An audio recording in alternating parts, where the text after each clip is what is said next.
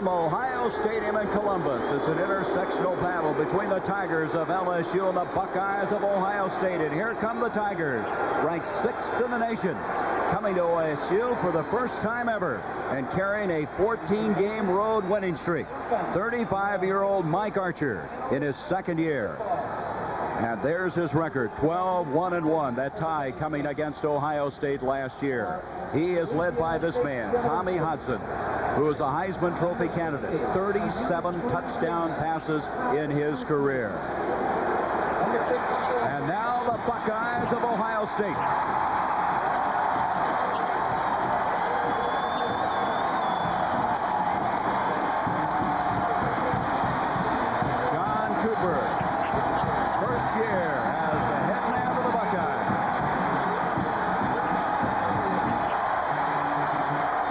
I'm Gary Bender. What a difference a week makes. 2 weeks ago, we were here for John Cooper's debut, and they played flawless football, defeating Syracuse.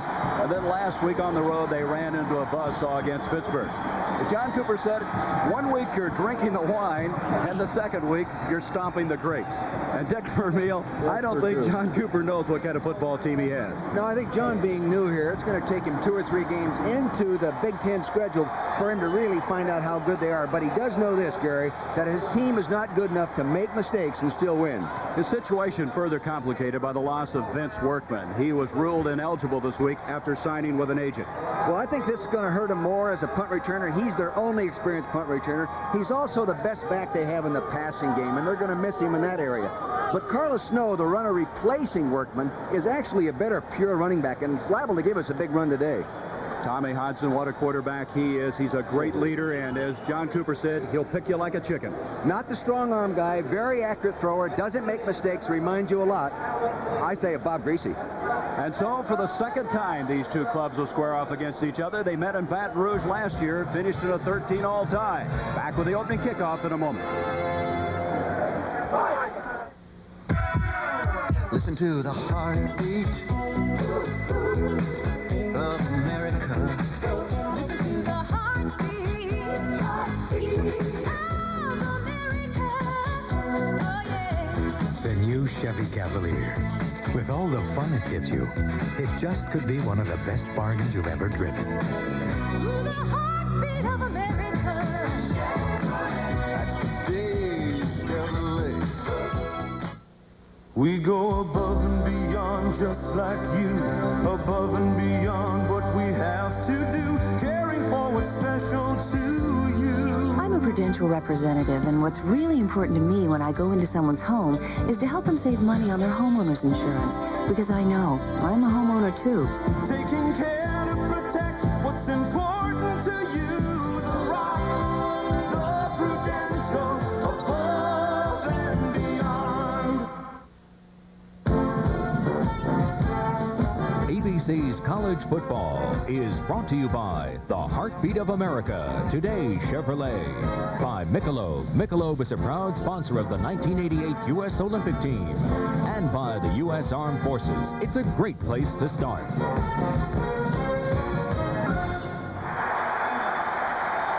This is the final week of non-conference play for the Big Ten. Thus far, it's been a rugged non-conference slate. They are 7-15. The only unbeaten team right now is Indiana.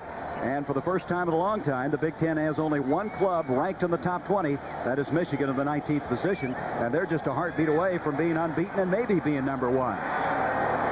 Ohio State won the toss. They deferred. LSU will receive, as you see Pat O'Mara, who will kick off from right to left. Another sellout crowd here in Ohio Stadium. 2 weeks ago, they carried John Cooper off on their shoulders, yelling, "Coop, Coop, Coop."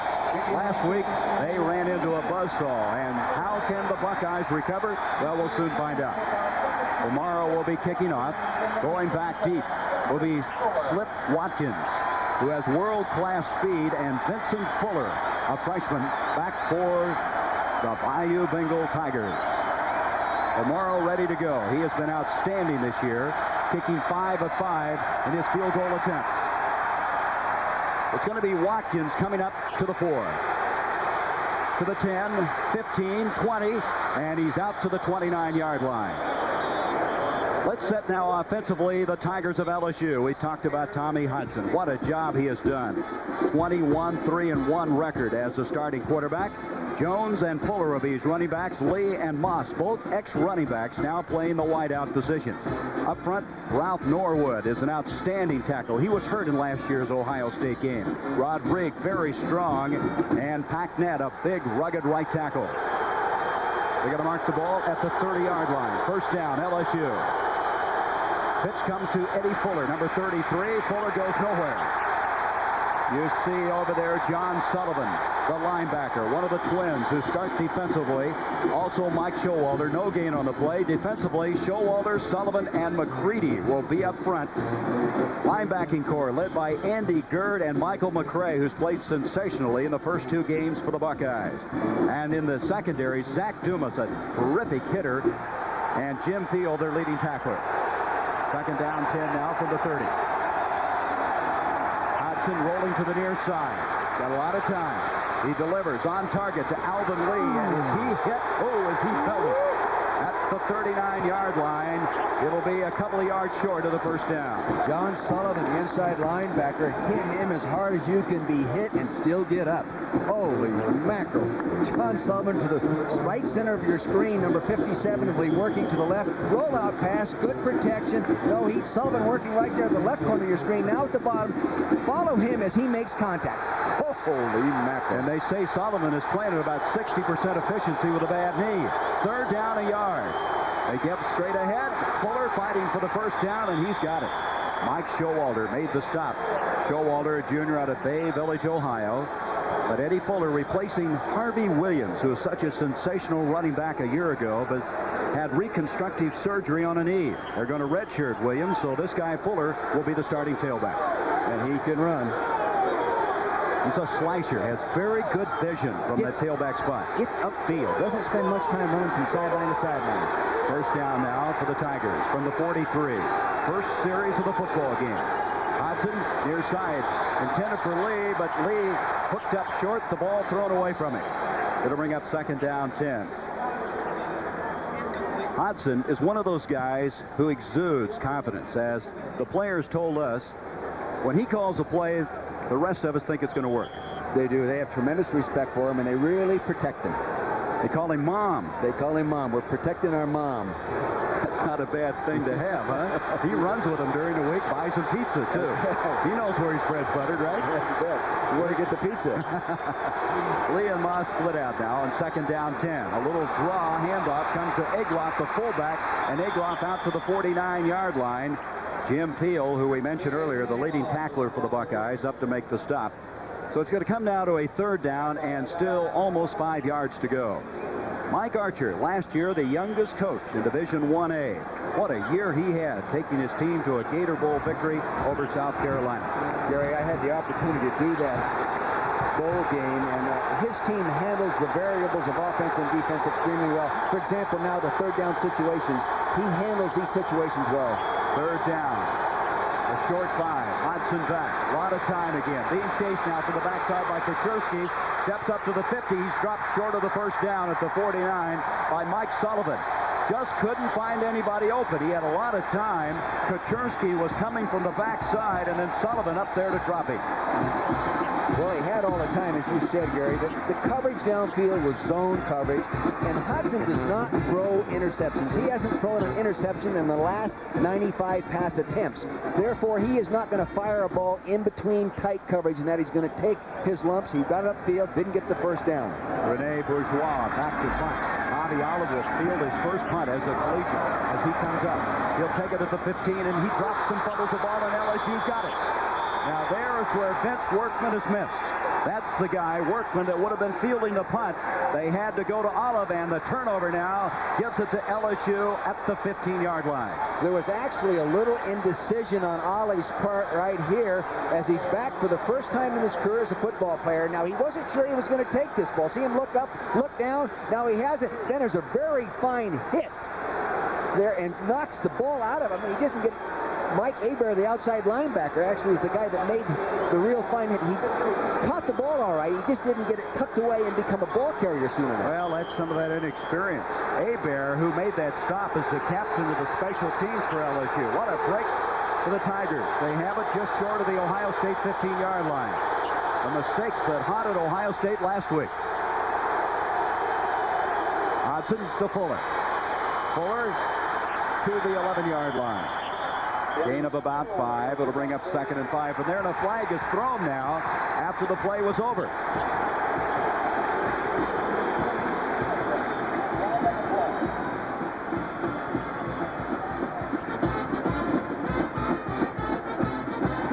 We have a personal foul against LSU. And a man is shaken up for Ohio State.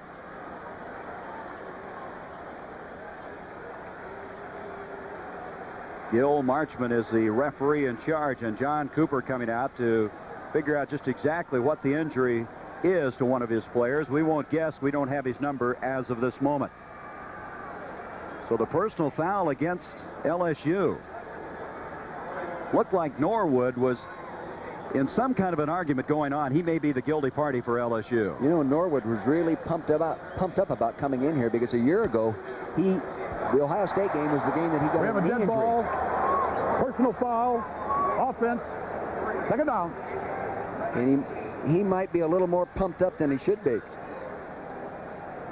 Here's the play from the end zone. It's a deep eye handoff. The defense, everything's squared away. You'll see Sullivan, 57, the left bottom of your screen, working in. Does a real nice job of filling it. I see no personal foul at this time. Well, that's who's hurt is John Sullivan. Now watch the right side. There's Norwood. You can see him pushing. Oh, that doesn't look like it's worth 15-yard penalty, does it? Well, I don't know. Now Sullivan's up. The thing you got to worry about Sullivan, as we mentioned, is the severe knee injury he had. Norwood now, who we mentioned was hurt in the Ohio State game last year, the 4th game. He didn't figure to be back this year, but through hard work, rehabilitated the knee. So one of the Sullivan twins now coming off the field, and Brian Pinio has replaced him. The penalty now makes it 2nd down, 21 yards to go. Operating from the 26 is Hodgson. Over the middle is caught. The big tight end, Halliburton. Lonnie Halliburton, a junior out of Port Arthur, Texas. That's only his 2nd catch of the year. Sets it up at the 20-yard line. The tight end, Halliburton, number 89, will be coming from the left side of your screen, coming off, crossing the formation, working underneath the zone coverage. The linebackers dropping out of there. Now, Ed Zonbrocker, the offensive coordinator for LSU, told us they were going to work the tight end into the passing attack a little bit more than they've been doing in the past.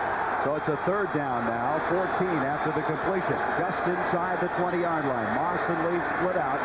John Sullivan, by the way, has returned to the lineup now for Ohio State. Victor Jones going up to Hodgson to get some information. Hodgson throwing near side. Moss is there, overthrown. David Brown defending on the play for the Buckeyes. So they are able to hold with the help of that personal foul.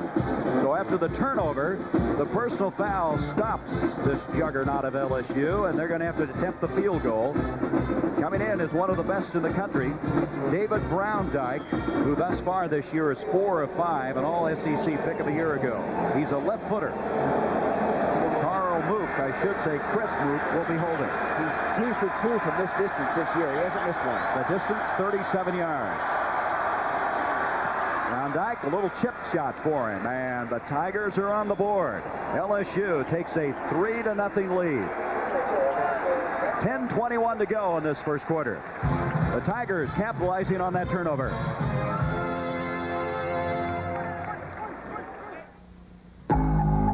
We're not a company. But we'll give you a chance to work where there's always a challenge. We'll give you opportunities to learn, to develop. To perfect skills that you thought were beyond your reach. We'll help you build a career that can reward you for the rest of your life. We're not a company. We're your country. We're the Army. The Navy. The Air Force. The Marines. We're the Armed Forces. It's a great place to start. This year, as the Olympic spirit burns proudly in your heart, why not wear this proudly on your chest? Michelob Light's free U.S. Olympic team pin. Visit this display for details.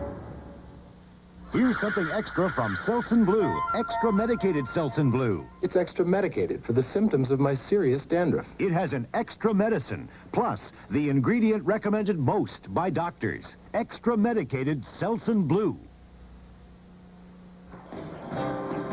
LSU, Ohio State met for the first time in Baton Rouge Tiger Stadium last year. It ended in a 13-all tie. Hudson tried to throw the winning touchdown, but Greg Rogan picked it off. It set up a field goal with 5 seconds to go for Matt Franz from 47 yards away. It was blocked, and Mike Archer summed it up this way. Well, I think our players at the end of the ballgame last year felt like we were the better football team, and I felt like we were, and I know Ohio State probably felt the same way. But as I looked at the films and the statistics, I still feel the same way. And the great thing about it is we get a chance a year later to prove it, and you play in a stadium with the tradition that Ohio Stadium has, and you think of Woody Hayes, and you talk about the Big Ten and the SEC. There's not a greater thing that I think epitomizes college football.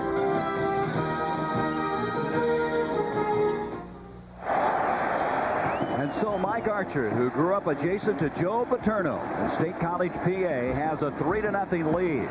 Capitalizing on that mishandled punt by Bobby Olive, and Brown Dyke's field goal now officially registered as 36 yards. And the mistakes, Dick Vermeil, that plagued him at Pittsburgh. Not a good way to start the football game for Ohio State. Actually, I think they're breathing a little bit easier right now.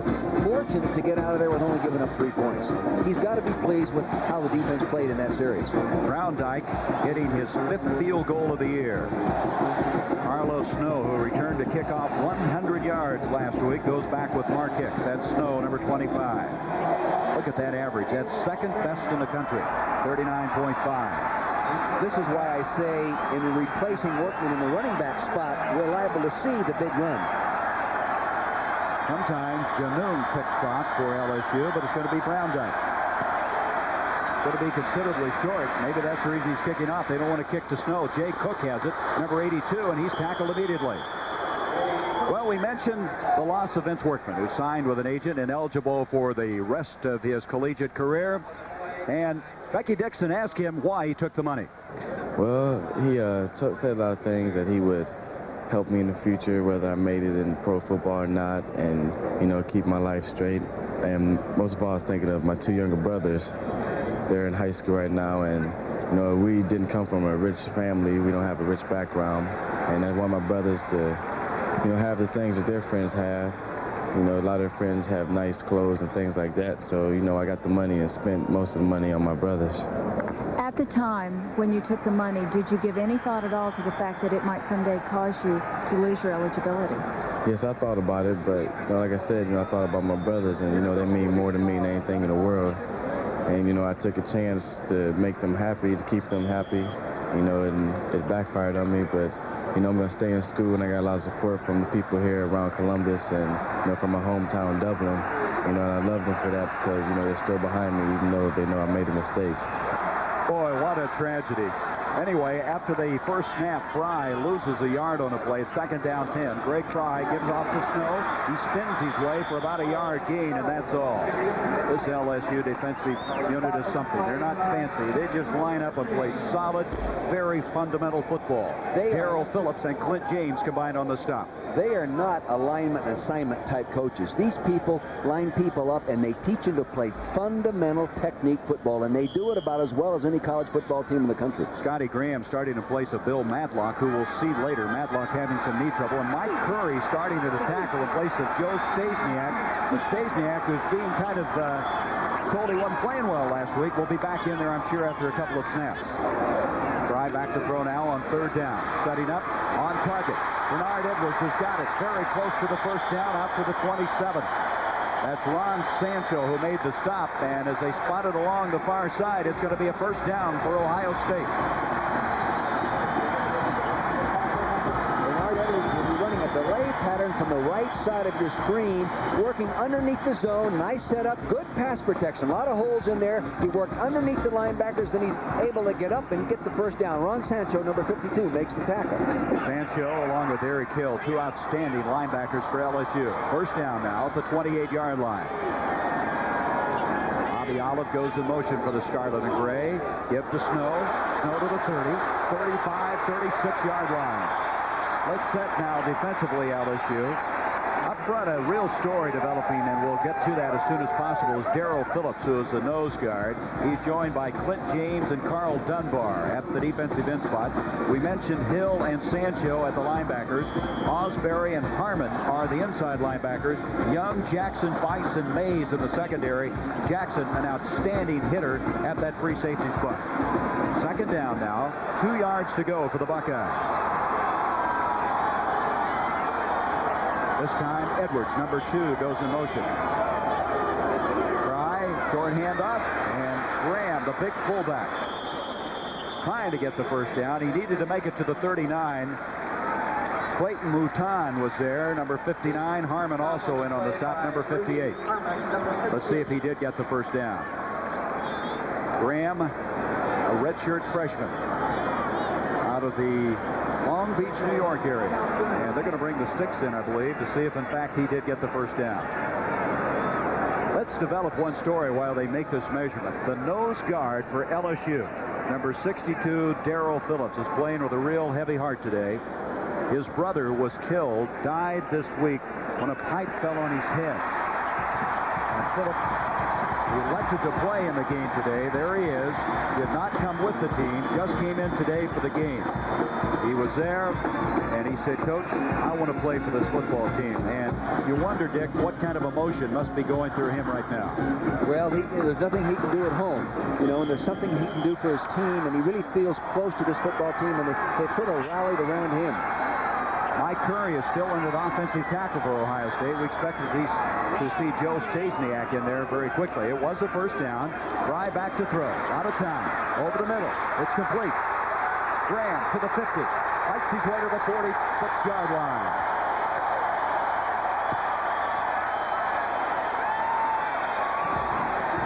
Rudy Harmon made the stop. First down, Ohio State. All right, now you're going to note the fullback here in the middle of your screen, number 35, Scott Graham. He is going to check down. He's going to sit there and pause. Now watch him check down. Watch him check down. He's going to sneak out of there. Here he goes, sneaking down there. Now here comes the ball. Right across there. See the zone? The linebackers have all dropped out of there, Gary. A lot of room in front of that zone. They're liable to tighten it up here as the ball game progresses. 15-yard pickup to the 46-yard line of LSU. 3-0 the Tigers. Little sprint draw handoff this time to Snow. And Snow, look at the late drive of this sophomore out of Cincinnati. Gets to about the 42-yard line. Rudy Harmon and Ron Sancho over there to make the stop. The one thing you can't do, though, Gary, is you can't give this guy any real room, because if you give him a hole and get him into that secondary, he has that broken field running ability. The kid ran for 7,856 yards in high school. That's 4.5 miles. And 108 touchdowns. And that's a national record. That's right. Second down now, 6 to go. Jeff Graham is split out, along with Otto to the near side. Graham, a Prop 48 kid from a year ago. Hasn't played all that much. Fry on the delayed handoff to Snow. Snow to the 40, to the 35. Look at the effort. That will be a first down to the 31, and another flag is thrown after the point of contact at the 31-yard line. Verge Osbury was over to make the stop. That's twice now in this game. The flag has gone into the air after the completion of the play.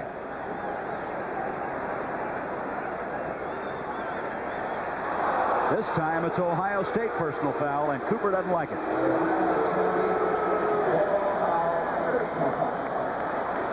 So now, after an earlier one going against LSU, they're going to move the sticks now and then assess the penalty from where the ball was marked, which is now the 31-yard line.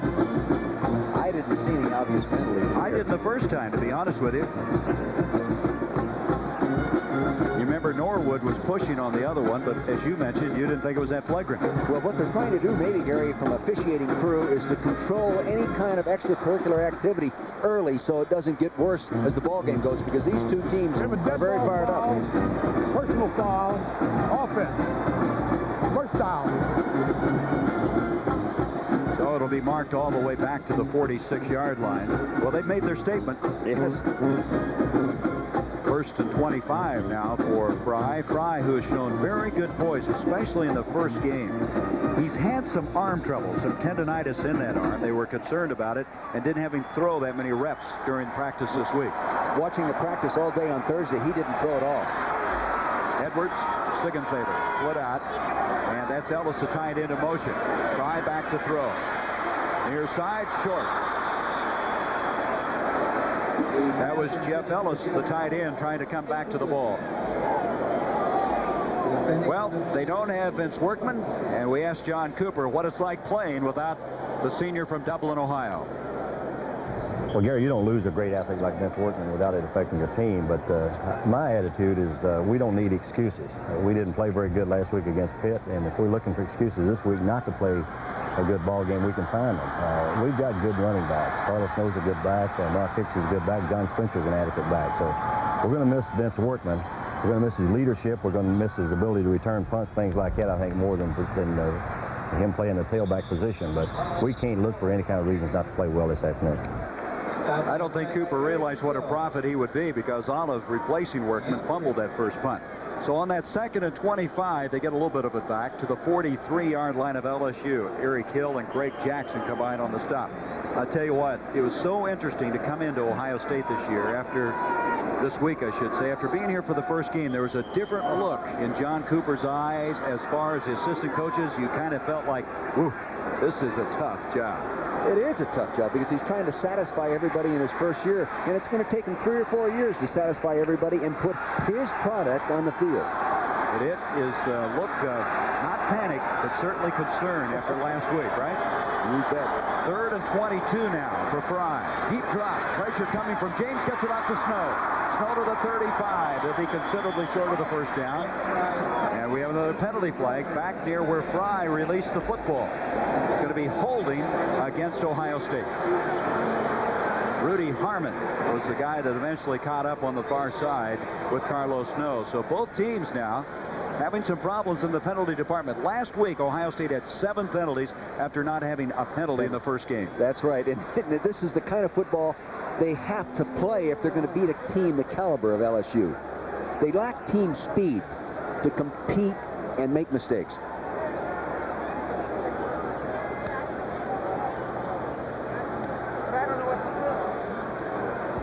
We got holding on the offense.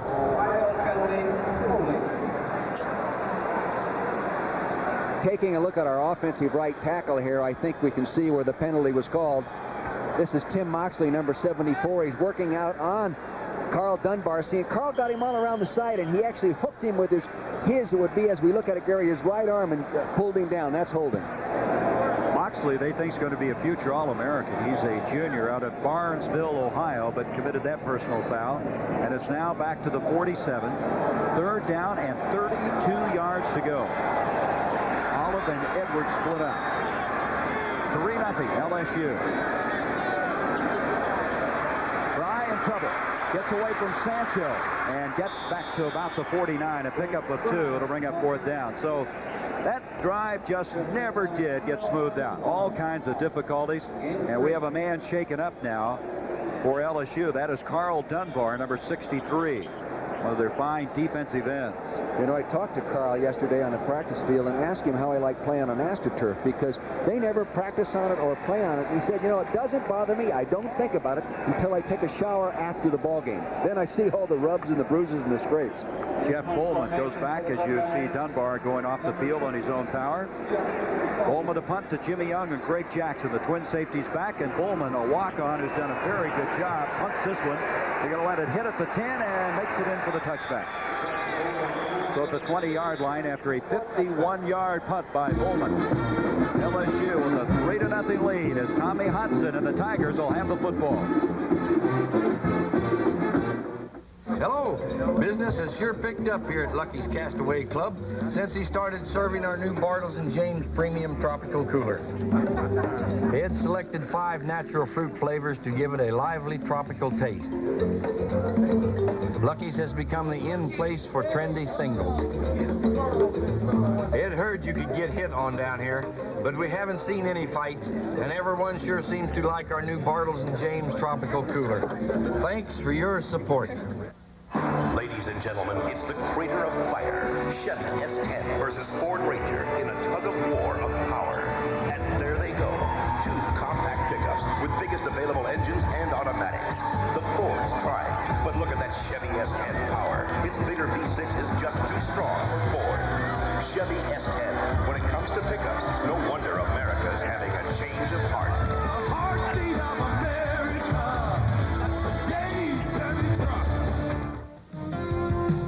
This is Al Troutwig in New York. A surprise today in Columbia, South Carolina, as the Gamecocks defense holds the nation's #1 rushing team, Georgia, to only 112 yards in a 23-10 surprise. Gary Bender, good afternoon.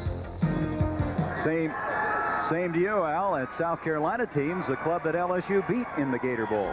Beat them soundly. Yes, they did.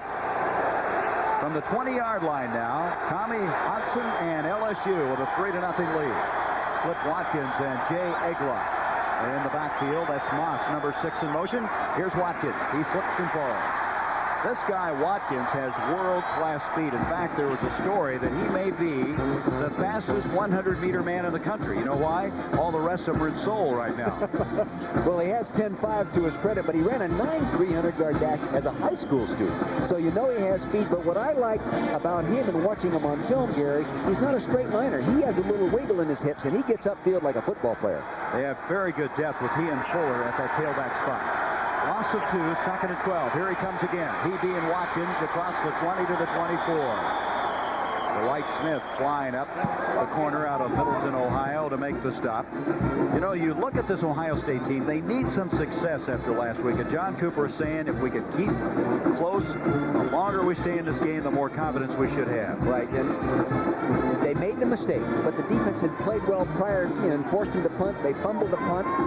They still stop and hold them for 3 points. They've got to be starting to gain little confidence in their ability to play defense. Maybe not offense, but right now defense. So from the 24, 3rd and 6 for the Tigers. Lee and Moss split out. Hodgson straight back. Over the middle, broken up. Good coverage that time. Boy, there's just nothing developing. Andy Gerd, 49, was there. It was Watkins, the intended receiver, and Gerd was there instantaneously. Andy Gerd really alert right here, up inside there, bluffing a little bit. Now he drops to the right side of your screen. He sits there playing zone, reads it, attacks the ball, reaches around with his left hand, and bats it out. Good job by Andy Gerd. Gerd has played so well. They were concerned about some shoulder problems. The sophomore out of Chagrin Falls, Ohio. Bourgeois to punt. Olive will go back again, so they're going to give him another crack at fielding this one. Very fine punt. Fair catch this time by Olive. He puts this one away at the 33. So the Buckeyes will start there. They trail 3-0. 43-yard punt by Bourgeois. The road is filled with all kinds of surprises and hazards. Hey! That's why if you want a smooth, comfortable ride... Boy, do I need a smooth, comfortable ride. Get a set of Monroe Gasmatic shocks or struts. They'll give you the best ride ever, guaranteed. They're so good. Hey, great ride. They'll even help you handle the curves. No wonder America rides Monroe shocks and struts. Oh, yeah.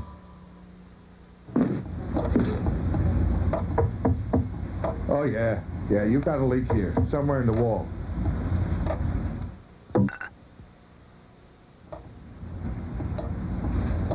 I just hope I can get to it before it gets too bad. At times like this, now you can choose this. New Maximum Strength Pepto-Bismol. Now there's twice the medicine, twice the Pepto. Ah.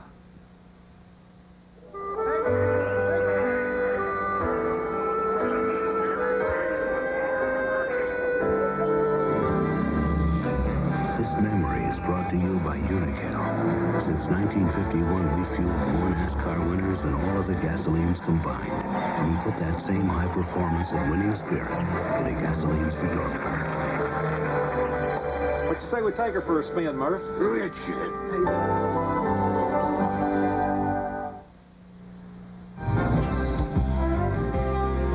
This is the 35th consecutive sellout for the Buckeyes at Ohio Stadium, where the capacity is 85,339. What tradition here at Ohio Stadium. 4 national titles, 5 Heisman Trophy winners, 105 All-Americans, and they pack them in. As John Cooper said, they think Ohio State football 24 hours a day.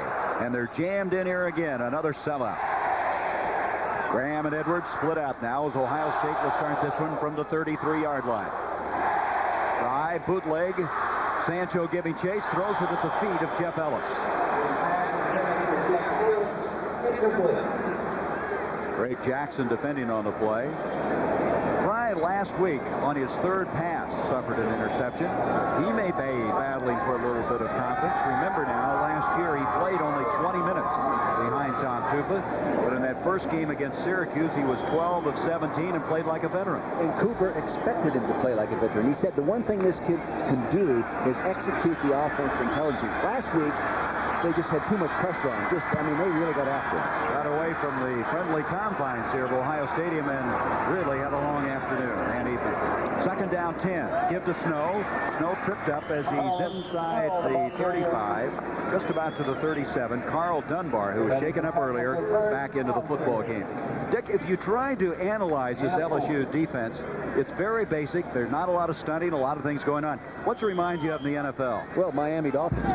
It's a Bill Arnsparger influence, of course, and Coach Mike Archer worked for Howard Snellenberger, an ex-Miami Dolphin. Now, of course, the head coach at Louisville, but with a fine coach at the University of Miami. Then Bill Arnsparger himself. So there's a real Miami Dolphin influence of button run type defense, sit away, play head up, and stay square and be fundamentally sound. And tough. Third and 6 now for Fry.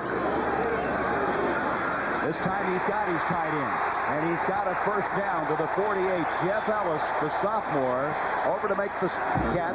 Jamie Bice made the stop, number 40. And Ellis out of Louisville, Kentucky. He's going to be something special. Here he is right here at the left side of your screen, Jeff Ellis. Now, you'll note that the fullback, number 35, Graham, will work outside and stretch the defense, and he'll work right back into that little zone created by the running back going wide to the short side of the field. Jeff Ellis had a brilliant game against Syracuse. Came in here with one touchdown catch. That was an 11-yard gain. Sets it up at the 48. Olive comes in motion. Fries, fake handoff, and this time Ellis was held up trying to get off the line of scrimmage. Couldn't get to the ball, and that's one of the things Cooper was talking about. Is Ellis is not strong enough yet to release from the line sometimes.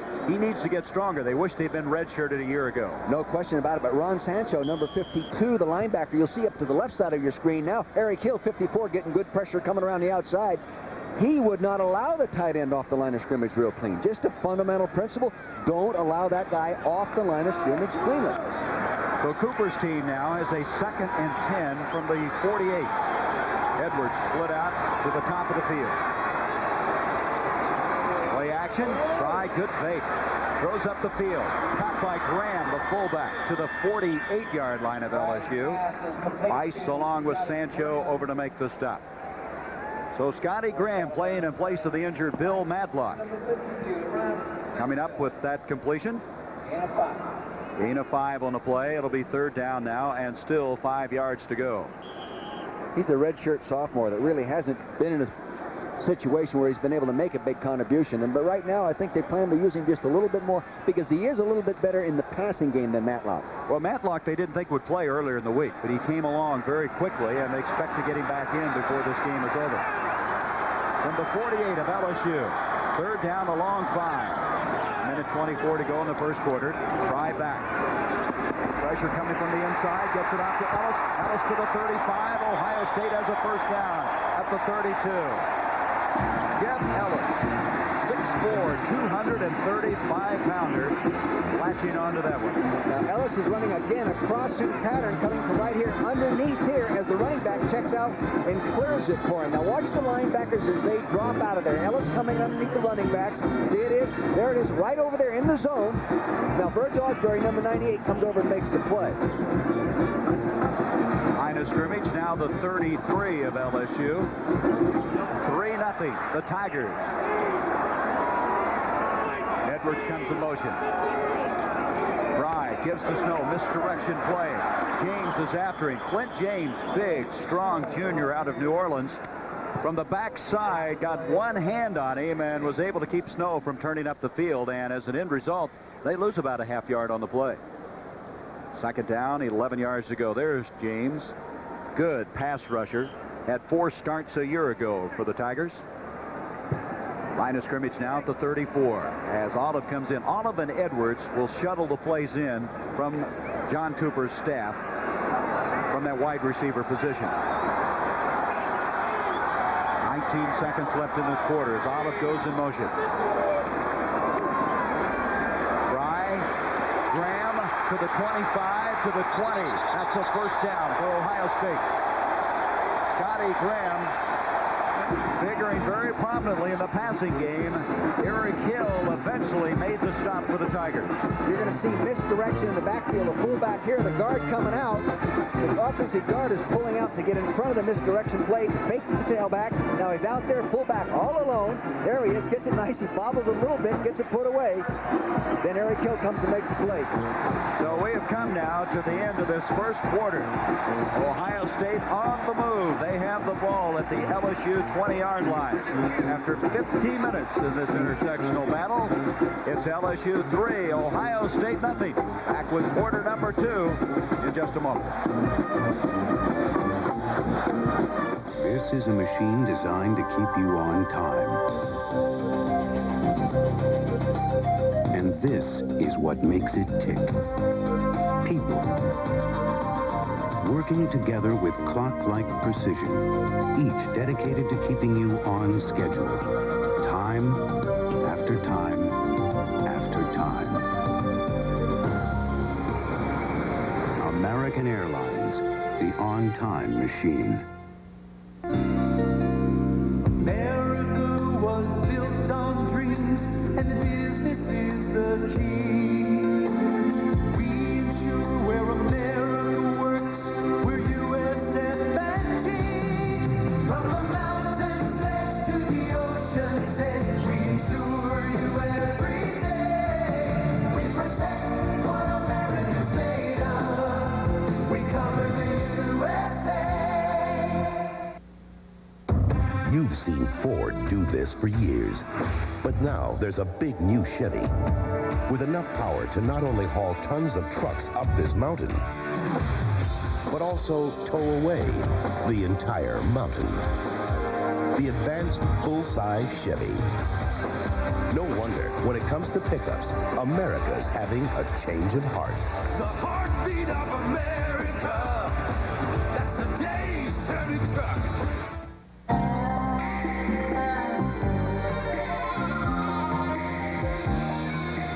Sometimes you gotta tune in.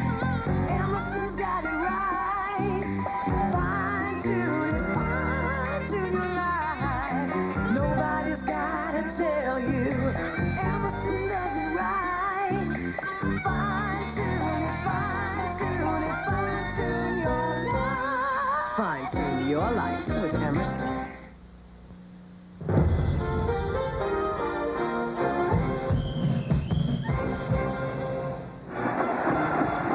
Ready, quarter number 2. Becky Dixons with the athletic director at Ohio State University, Dr. James Jones.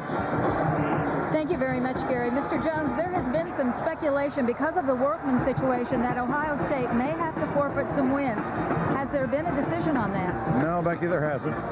It's really not speculation. We've now talked to the NCAA, and because we did not play him willingly or knowingly, after knowing that he had signed, we do not have to forfeit according to NCAA regulations. In your personal opinion, what's the solution to the problem of college athletes and sports agents? I'm not sure there is any solution. It seems to me it's a societal problem, and we just have to continue to be vigilant and work on it. All right, thank you very much, Mr. You're welcome. Jones. Gary? Becky, thank you. Thank you, Dr. Jones. From the 20-yard line, John Cooper starts the second quarter with a first down, trailing 3-0. Snow and Graham of the backfield. Drive, looking near side, Olive at the 1. He makes a sliding catch at the 1-yard line.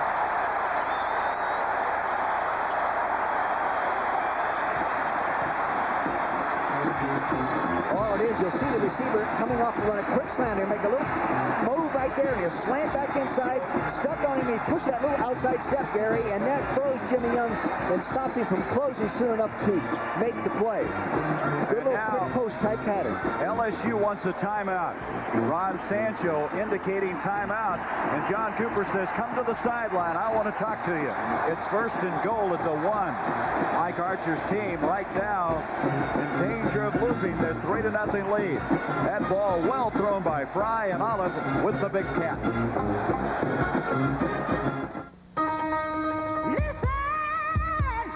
Listen Listen to the heartbeat. Well, of America, my friend, it's the rhythm of the road. It's the awesome street. City of town, magic sound.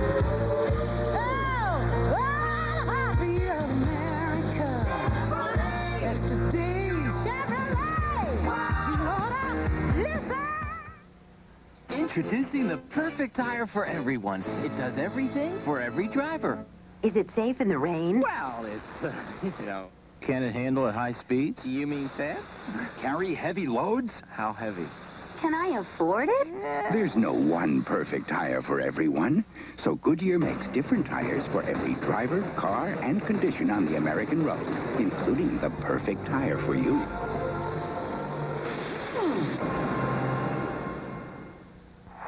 Monday, division rivals meet as the Los Angeles Raiders tackle John Elway and the defending AFC champion Broncos on ABC's Monday Night Football.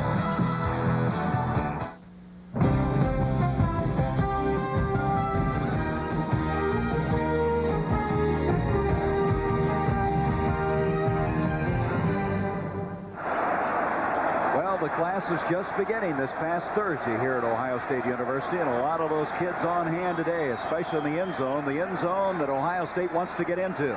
First and goal at the 1. LSU had asked for a timeout. Fry now wanting quiet so he can hear the snap count.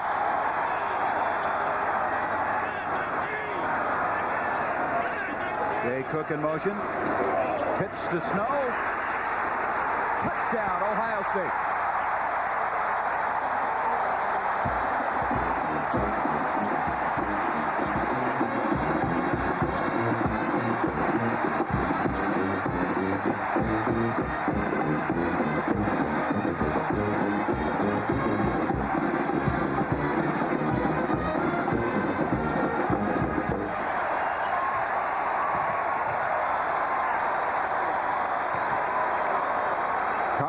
Snow with his second touchdown of the season. He scored the first in the John Cooper era, and now it's a 6-3 game. Point after 10. Pat O'Morrow out of the hold of Scott Powell. Tom Moore to snap it. Kicks up quickly. It's dead center. And it's 7-3, Ohio State. So the Buckeyes, after starting out kind of shaky with that mishandled punt, getting behind 3-0, have kind of gotten their sea legs back. And now with a 7-3 lead. You're going to see here coming from the end zone, the man coming in motion, trying to soften the corner to our right. All they're going to do now is toss the ball deep to Carlos Snow, follow the fullback as he takes you to the point of attack. Now, quarterback's going to toss. There it is. He's looking for someone to block. Get a good block, and Eric Hill could not make the play coming inside out. Touchdown. Ohio State with a 7-3 lead.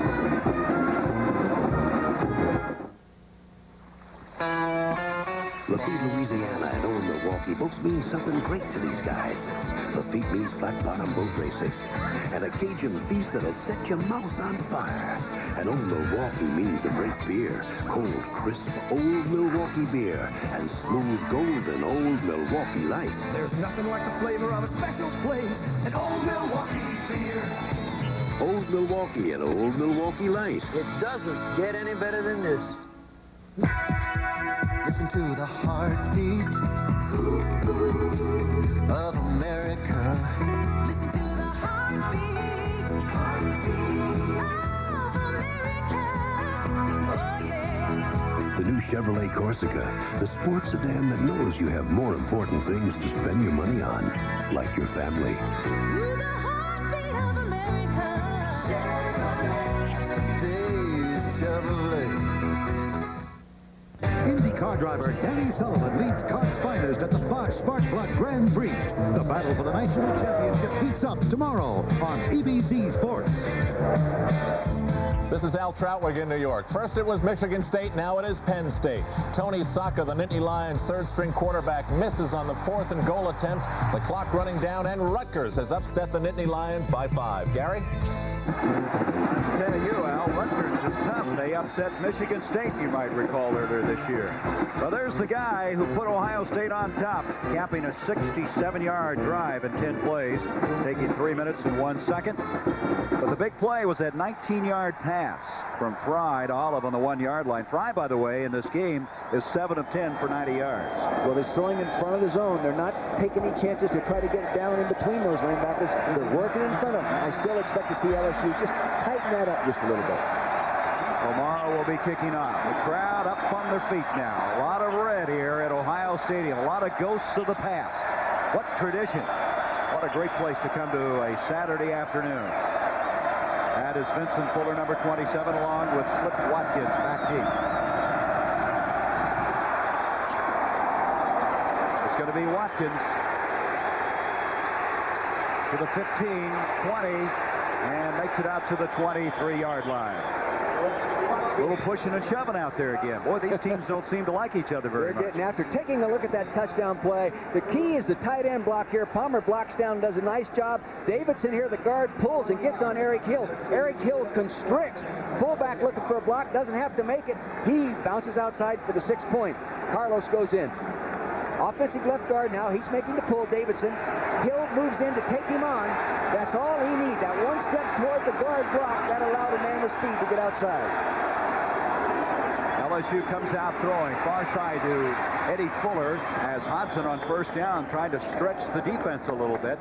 That time dumped one on the far side. This is what he does so well. Hodson will move it around with a quick release, and he can really cause defense fits. Going to mark the ball just short of the 30. Gain of 7 on the play. And he's a guy that in his pass attempts, he's only thrown 1 interception every 36 balls, and that is just outstanding. Lee and Loscombe split to the near side. 2nd and 3 for the Tigers. 7-3 Ohio State. Hand off to Fuller. No place to go. Good reaction that time. Beautiful play by John Sullivan along with Dwight Smith. Boy, those Sullivan kids are tough, aren't they, the twins? They really are tough. A family of 6 children, and we got 2 of them on the field at the same time, lined up right next to each other, and they play with great emotion. There's one of them. Mike Sullivan, number 67, out of Timberlake, Ohio. They are the twins now.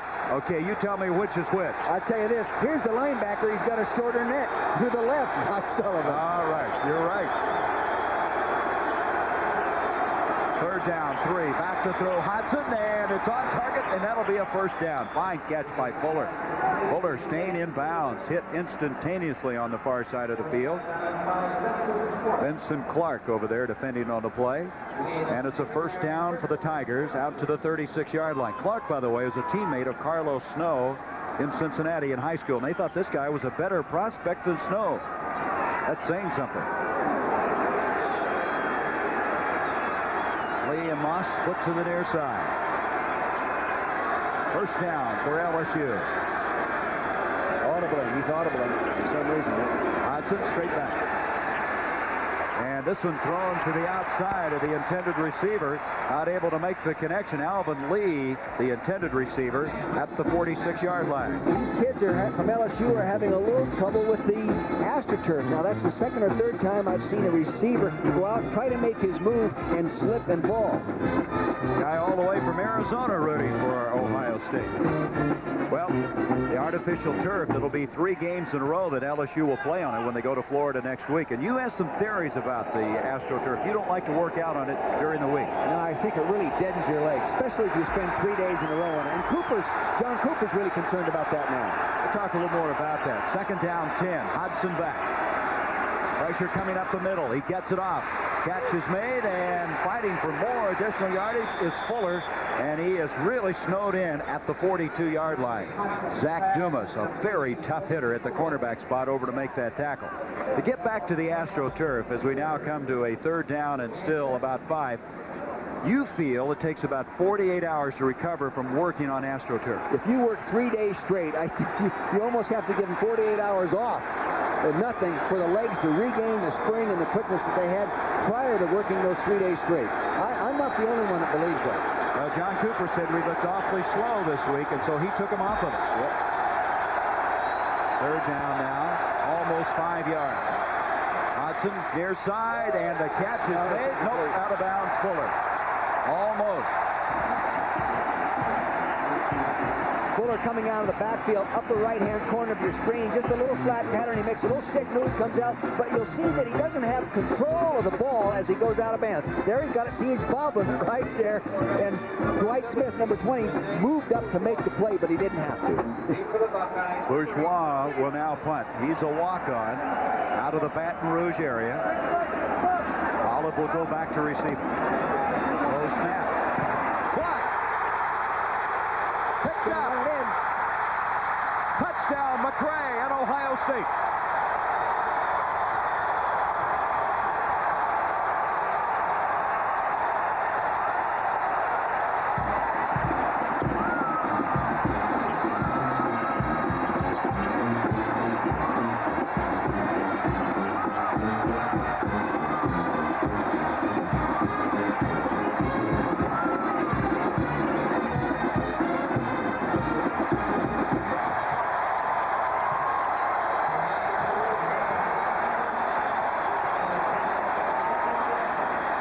So Michael McCray, who's been outstanding the first two games, comes up with the touchdown. And Archer's Club now trailing 13-3. And the guy that blocked it was Vincent Clark, but it was McCray who got the 6 points.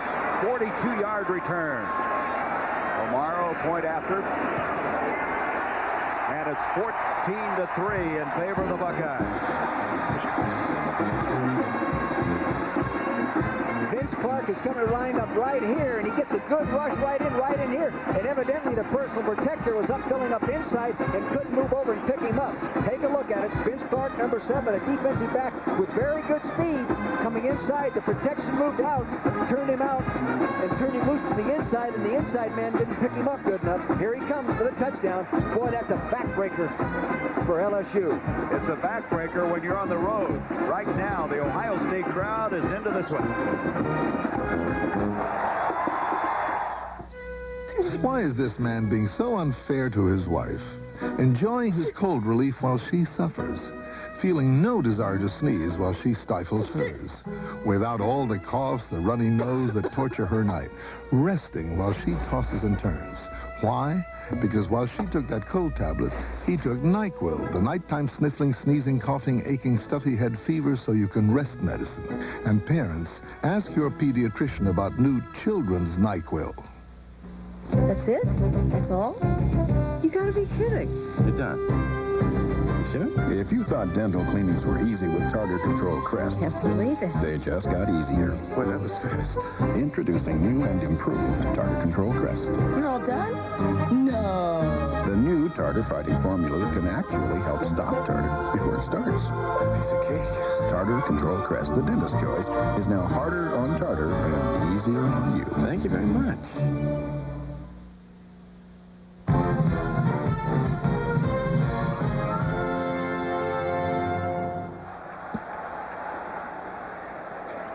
So Vincent Clark, we were just talking about what a great prospect he was out of college, comes up with the block punt, and McCray took over. That's not Vincent Clark. That's another number 7. That's the problem with college football.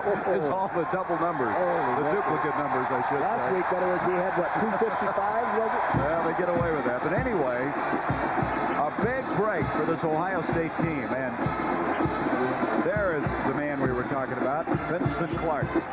But when you look at that last particular play, that little snap, just that instant of hitting the ground, that was enough time. Shows you again how hard it is to find a guy who can consistently snap the ball back. Well, I still think he'd have gotten it anyway. I think he'd have gotten it anyway. He had a clean shot. He's too close. You can let a guy go off the corner sometimes, you know, way out there, but not inside that tight. Tomorrow kicking off. This game has really pivoted after LSU led after one quarter, 3-0. 14-3 the Buckeyes. Bourgeois, a walk-on. In fact, both teams using walk-ons as punters in this game. It's kind of a knuckleball, and it's going to go out of bounds.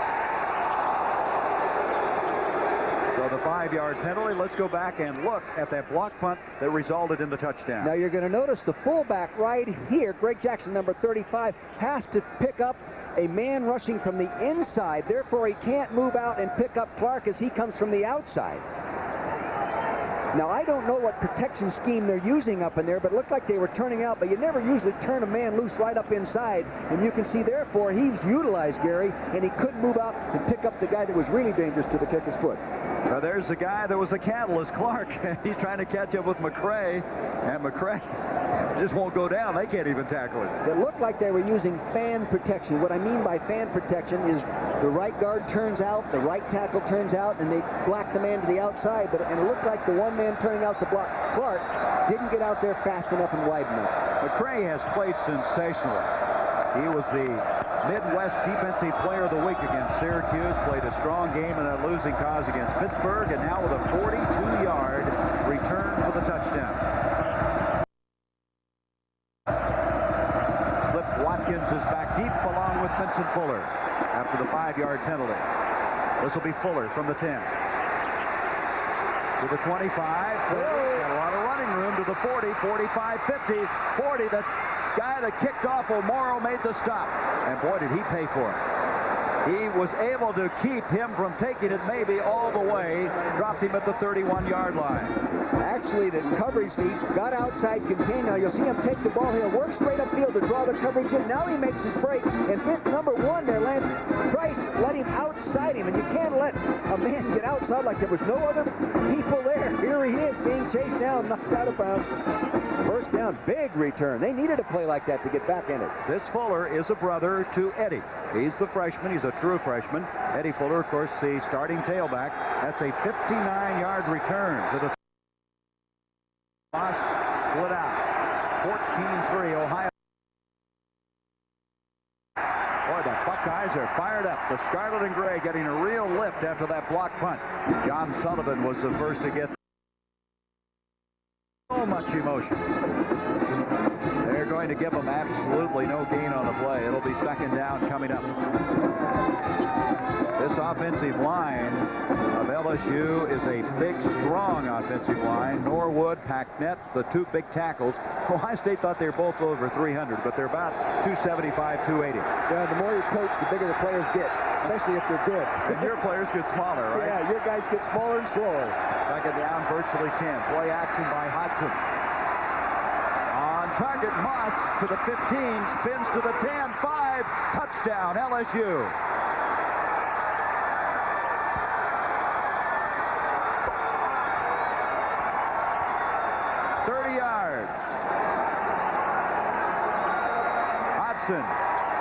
With his 4th touchdown pass of the year. You're going to see a fake inside there. Now that freezes everybody inside. Now he looks downfield, he turns out, and he's throwing the ball to a wide receiver. But Gary, this guy, number 6, Tony Moss, was not a wide receiver when he came to LSU. He was a running back. And what did the coach tell us yesterday? Receiver position, because they can take exactly that. Mike is on the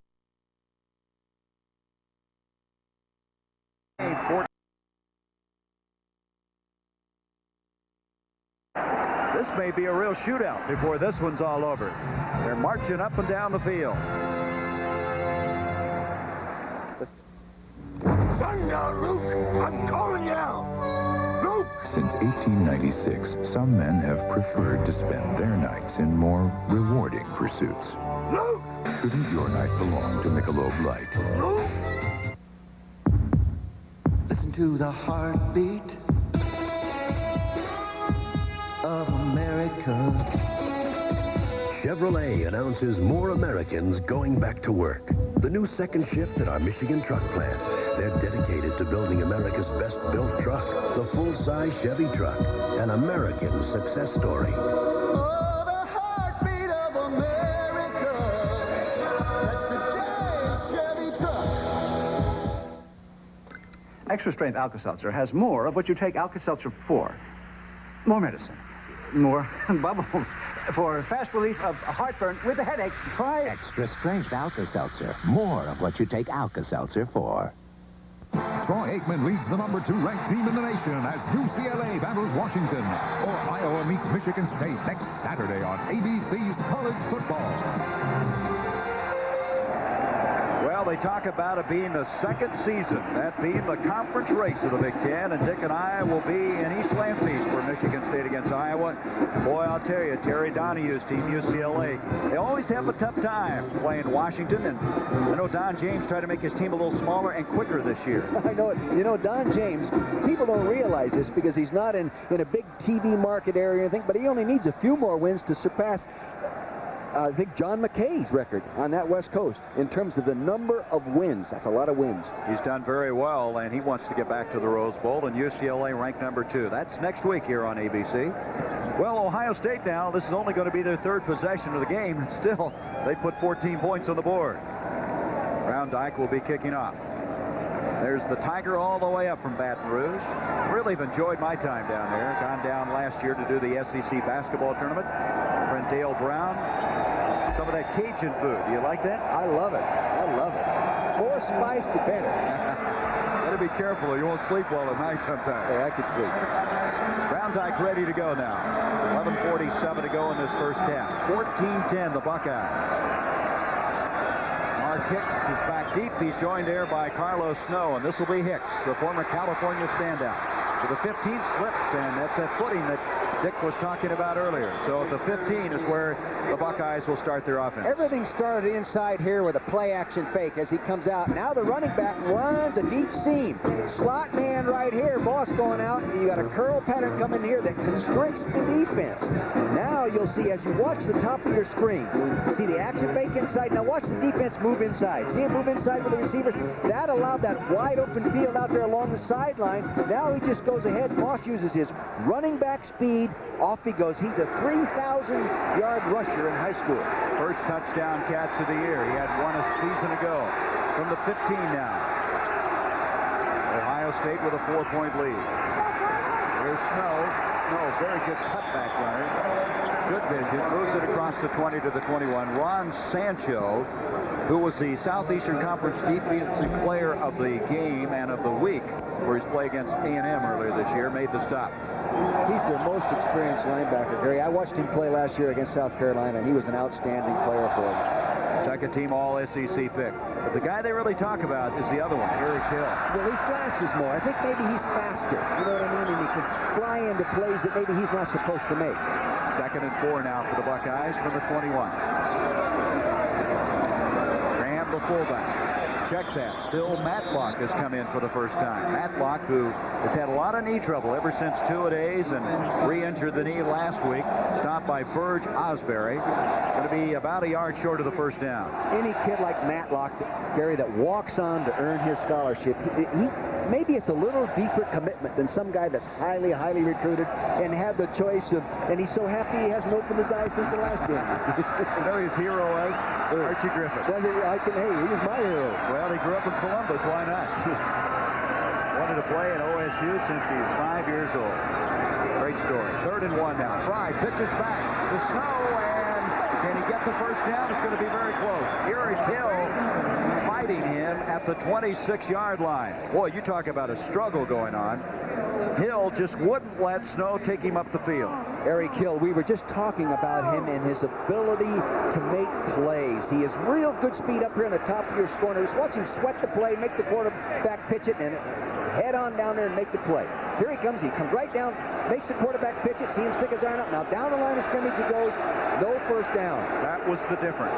Hill, with that great determination, stopped him. And it's 4th down. There's Hill going off. You get scouting reports on certain players, and Ohio State called him a great player, and the LSU coaching staff called him a dominating player. I looked at him on the practice field the other day, and he looked like an NFL player. That's probably what he wants to hear, too. Wait a minute now. We have momentary stoppage. Timeout is being called by LSU. Now, they'd have only one left. The Tigers have only one timeout left. Some kind of a mix-up. And they're not a very complicated defensive scheme. They don't want players to think about what they're going to do. And they want them to be violent on the snap. You know what I mean? And just execute good fundamental technique and play it call. But they're not going to move them all around and play 5 different fronts and 8 different coverages. They're going to line up and play their scheme. Let's look ahead to Monday night. Get some thinking on your part from the Raiders and Broncos coming up. Live 8 o'clock Eastern here on ABC.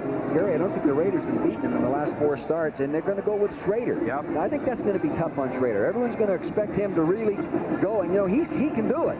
But, boy, your first time out in a new program, a new offense, it'll be a little tough on him. Boy, I wonder if the Redskins wish they'd kept Schrader now. Doug Williams with the appendectomy. He's going to be out this week.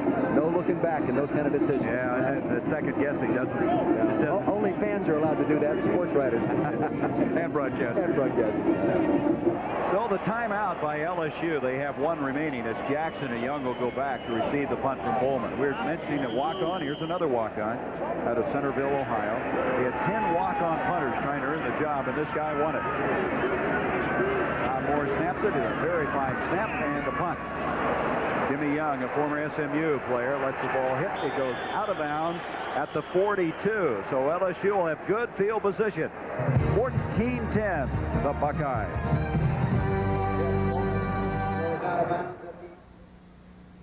We're not a company, but we recognize potential. We develop it. We use it. We'll make sure that as your responsibility grows, so will you.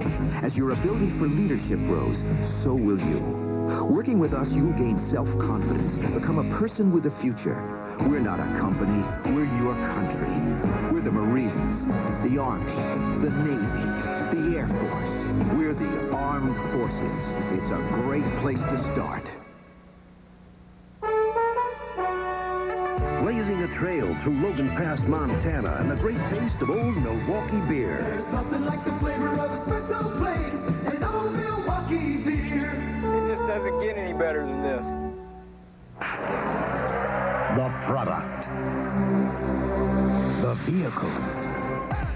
The testing grounds. The results. STP oil treatment is the edge. Sunday on This Week with David Brinkley, the first Bush-Dukakis debate. A face-off that may determine the victor of a neck-and-neck race to the White House Sunday. Ohio Stadium. Let's go now to Becky Dixon. Gary, ask Coach John Cooper, and he will tell you that it takes 3 key ingredients to win a football game. First, good players. Second, good coaches. And third, plenty of good luck. Now, if you're an Ohio State Buckeye fan, that means always keeping this Buckeye nut in your pocket. John Cooper has one. In fact, his father gave it to him years ago before he even became the head coach here at Ohio State. But over the years, Cooper lost track of his Buckeye nut. Then last Christmas Day, he happened to find it in a box in his closet.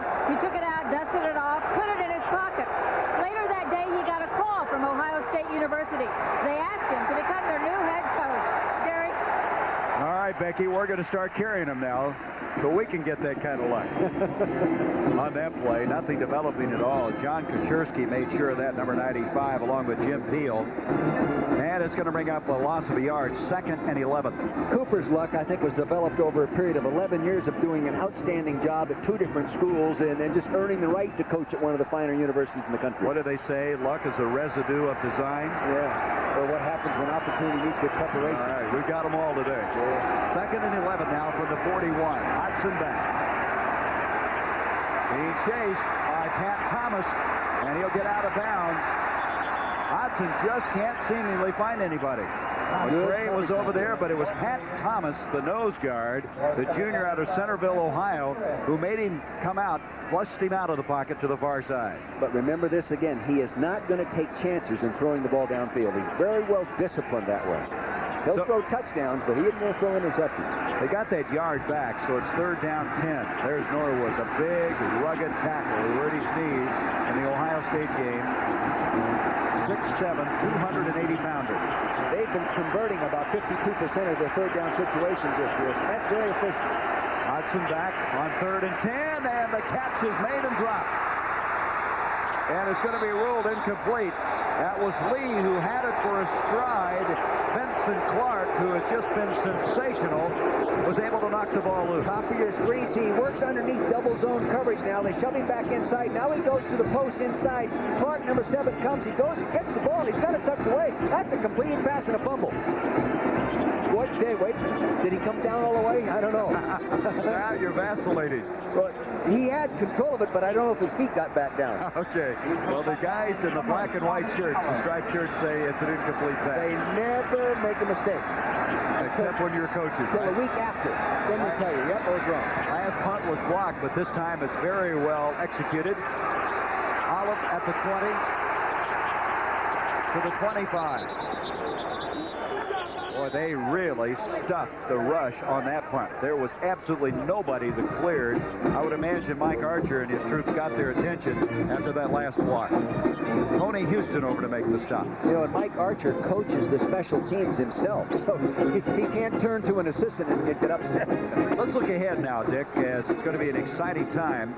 We began Big Ten Conference play. We mentioned UCLA will be at Washington on the West Coast, and we'll be at Iowa against Michigan State. As George Perlis says, that's when it really starts to count. He wants to get back to the Rose Bowl. And they really prepare for the Big Ten, almost like an NFL team, treating the preseason games as preseason games. Well, they may be 0-3. That may be a reason to talk that way. Fry back to throw, and Ellis is dropped. Boy, that was a very fine ad-lib effort by Fry, who had good touch on the ball, and Ellis should have made the catch. He should have, and you know what he did? He turned, and he was looking at number 35. Now, play action. Notice the play action in the backfield. All kinds of people pulling, freezes everybody. Tight end will appear down the bottom right-hand side of your screen. He'll throw it, and before he catches it, he's looking, I'm taking a glimpse at number 35, Greg Jackson. I'll tell you, I'd look at him, too, because he can hit you. He is an outstanding hitter. Returning starter in the secondary for LSU. Well, Ellis has had some great moments. Just as soon forget that one. Second down, 10. Olive and Siegenthaler, the wideouts. Deep drop, setting up a screen to the near side to Snow, and LSU reacts very well on the play. That shows you the athleticism of this team. Snow had no chance getting up the field. Burge Osbury was over there. Osbury has led the team in tackles the first 2 games. He's a junior out of New Iberia, Louisiana, a teammate of Leroy Etienne, the outstanding linebackers at Nebraska. They were high school teammates. Imagine having both of those guys. And the other thing about Osbury, he's one of the top students on the football team, carrying a 3.0 right now. So now it's 3rd and 11. Stasiak, by the way, has come back in. He is the guy who started last week, replacing Mike Curry at offensive tackle. On a 3rd and 11. Fry, Jeff Graham. He's got it at the 45, first down to the 49. Rudy Harmon made the stop, and Graham, who was ineligible last year because of academics, makes his second catch of the season. What was amazing about that, first off, that he got it off. Now you'll see him work up underneath the zone pattern. Now he'll square in, come underneath the safety. There he goes. He catches. That's his second pass reception in his career. There he is, first down, move the chains. They said they would play Graham more due to the fact that Hicks has been moved to a running back. He's out of date. He had to battle back. Ineligible a year ago, one of those Prop 48 guys who had such a stigma attached to him. It's hard for him to come back, but he is now becoming a factor on the team. Line of scrimmage, the 49. Matlock is in at fullback. He is inside the LSU end of the field at the 48. Tim Moxley, the right offensive tackle, leading the charge. You're talking about Tim Moxley. Mike Archer, the head coach of LSU's major concern was the size. The size of the Ohio State offense. Moxley is about 305 pounds. They say he'll be somebody's All-American, and they should know there's been some good ones here at Ohio State. He has a lot of maturing to do. He has, he's a redshirt senior, so he has another year. Line of scrimmage, almost to 47. 2nd and 6. Fry in trouble. Gets it off. Complete to Matlock. Inside the 40. First down, Ohio State.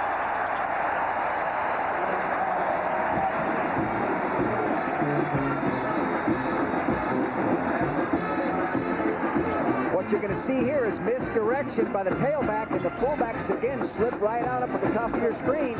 Now misdirection, lineman pulling, see, freezes everybody, tailback breaking backside. There he is, he gets it away nicely under Mike Routine, number 95. Here it is, first down, good execution. All those linemen pulling and faking like that really ties the linebackers up. Fry is showing excellent poise. He's had people coming after him, and he's still throwing the ball with authority. He looks like he did 2 weeks ago. First down now. Line of scrimmage, the 39. The late handoff to Snow. Snow spins inside the 35 to the 34. Rudy Harmon and Eric Hill combine on the stop. Inside 6.5 minutes to go now in quarter number 2. Good deep draw eye play. They call it the sprint draw. He takes it back, hands it nicely. Now Rudy Harmon, number 58. It looks like there's going to be a big hole, and he fills it coming from the right side and puts him down. Snow is built so low to the ground, has such good body balance, and he's able to cut back on you. You've got to be very aware of his cutback ability. Second down, 6 inside the 35. Pitch comes to Carlos. No, this time for a yard, and that's all. Gobbled up that time by Rudy Harmon, number 58, and his mates. Harmon, along with Jimmy Young, both of them coming from SMU. There's been a lot of those Mustangs who have really played well elsewhere. There's one, Derek Reed, who starts at Michigan State. Starting quarterback for Arizona, Bobby Waters. These two guys. Harmon is a guy who really took a year to digest the system and has really come on his own now out of Beaumont. Now he's digesting ball carriers. That was very good fundamental inside-out linebacker play. 3rd and 6.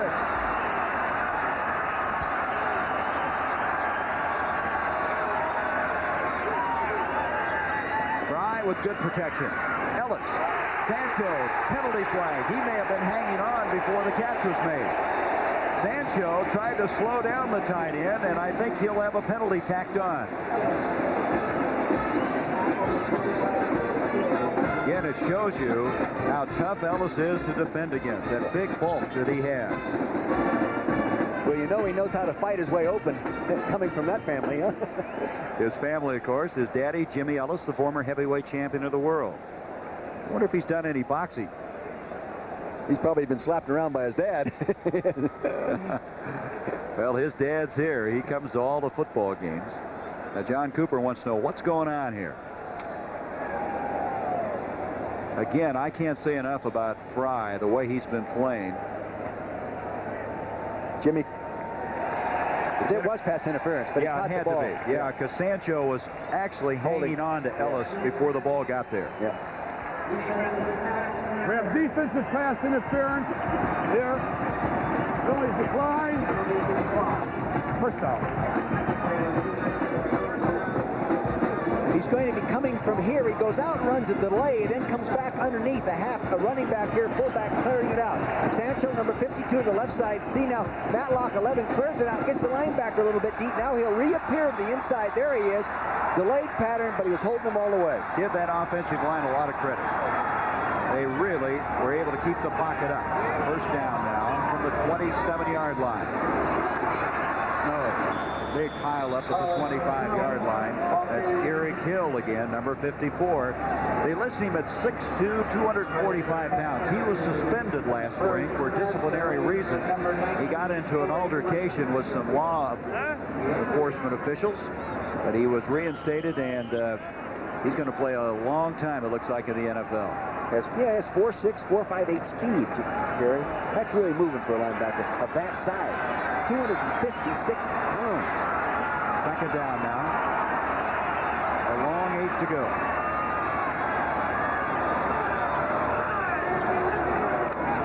Fry on a little draw to Snow, and Snow still on his feet, gets to the 20-yard line. Good second effort running. Going to be 3 yards short of the first down. Darrell Phillips and Clint James combined on the stop. Well, Snow made quite a debut last year as a true freshman. He scored 4 touchdowns against Minnesota, caught a 70-yard touchdown pass against Michigan in the game, as they say here. And now he is the main man, with Vince Workman now out for the rest of the season and his entire career. Their big concern about him is pass protection. He says, I'm a running back, not a pass blocker. Timeout. Ohio State, that's their first. So Greg Fry with a 3rd down coming up, and a long 3, almost 4, wants to talk to John Cooper. And Cooper's troops have a 4-point lead at the 3:24 mark. This is a machine designed to keep you on time. And this is what makes it tick. people. Working together with clock-like precision, each dedicated to keeping you on schedule. Time after time after time. American Airlines, the on-time machine. Have you ever tried a beer and felt like the taste just missed your mouth? Well, taste again. Because times have changed. Here's one big, bold draft that packs a full-till taste you can get your hands around. Extra Gold Draft. It's the biggest taste that's happened to beer since they put it in cans. ABC's College Football Scoreboard is brought to you by the Heartbeat of America, Today Chevrolet. Sellout crowd, Ohio Stadium. Gary Bender, Dick Vermeil, and Becky Dixon. It's third down, 3 yards to go for the Buckeyes. They have it at the 20-yard line, and they also have a 4-point lead. 14-10 is Fry now using the first timeout. LSU has 1 remaining, the Buckeyes 2. There's the drive thus far. Edwards split to the top of the field.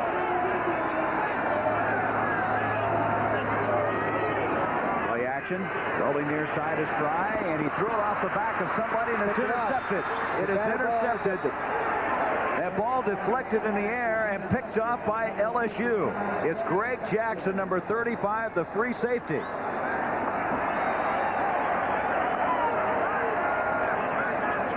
What you're going to see is action fake inside, the quarterback coming out trying to get a tight end sail pattern and a halfback flat out here. The ball is thrown downfield. See, action fake inside. Good trap action. Quarterback coming to the outside now. Ron Sancho, number 52, batting it up in the air, or really, I'm not sure it was batted. It was I don't off think the helmet. so. I think he just threw it. Yeah, he threw it into the person of Sancho. Jackson very alertly coming up with the interception. That sets it up now at the 14-yard line. Missed opportunity for the Buckeyes. Fuller now comes out of there. Eddie Fuller, first down, very close to it. There's a penalty flag, a late flag coming on the play. Taking another look at that interception, I think it will definitely show that the ball is a ricochet. See, fake inside, coming out. Now he's going to throw the ball downfield, and boom! He hits Ron Sancho right in the head. Good pass, Steve. That's using your head. I guess so. Matlock was the intended receiver. I think we have another personal foul coming up against Ohio State. Again, it was thrown at the point of impact as the play was coming to a conclusion. They're really calling things tight in this ballgame. Yes, they are. Keeping control very effectively, I might add. That'll mark it all the way out to the 37-yard line. We have a dead ball foul. Personal foul on the defense. First down. 36.5 is where it's going to be. 3:12 still left. Now LSU probably wishes they had saved some of those timeouts. They have only 1 left as the clock approaching now 3 minutes in quarter number 2. Lee and Moss split out. Also Fuller. Tommy Hodson on a first down, setting up. Throws up the field. It's complete. There's another penalty flag as Fuller makes the catch at the 46-yard line. 2 flags are thrown back where Hansen set up to throw the football. Looks like a holding penalty. Normally that's what the flag, thrown in that area. You got it. Hey, we were just talking about how these teams are really putting a lot of motion into their offense. Mike Archer along with John Cooper. That reminds me of one guy who we just talked today on the phone. That's Hank Stram. He used a lot of motion at Kansas City years ago to win the World's Championship. He hit just coming out of major surgery. He had a new valve put in his heart. And Hank, if you're listening, best to you. And I bet you any money they put a pigskin valve in there. Holding on the offense.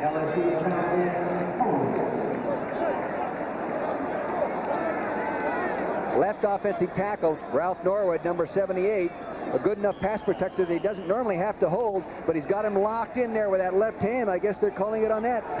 Normally you can get away with that. I know Stram says he's going to be back working soon. I'm sure Phyllis will be glad to get him out of the house, won't she?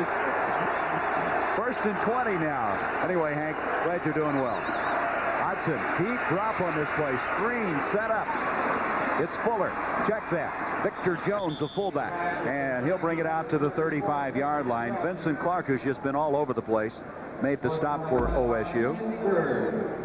So they have considerable distance to go with 2:24 now left on this first half clock. The line of scrimmage will be the 34. Second down, 13. 14-10, the Buckeyes. They trailed 3-0. Took 7-3 lead, led 14-3, only to see LSU cut it to 4, and that's where we are now. Hodgson, beautiful protection. On target to Lee, and Alvin Lee to the 39. They're still going to be about 7 yards short of the first down. John Sullivan over there. Sullivan is just playing on courage with that bad knee. Over there to make yet another stop. He's wearing a brace that he has a lot of confidence in. It's called a Townsend brace, and he likes it better than others he's tried. It doesn't bother him. It gives him confidence that he can turn it loose and play, and it's obvious that that's what he's doing. He missed the entire spring rehabbing that knee. Third down, 8 yards to go. Fuller comes in motion. Hodgson looks this way.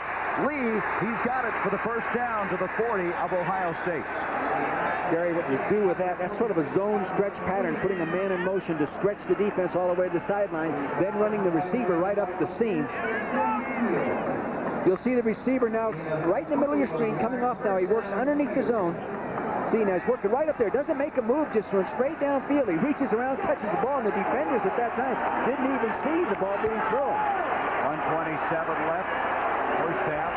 First down at the 40. Far side Moss. He threw it away, and that'll stop the clock with 1:18. Then they also getting some help from Zach Dumas. So one timeout left for LSU, and you start thinking about if they would like to get a field goal crack.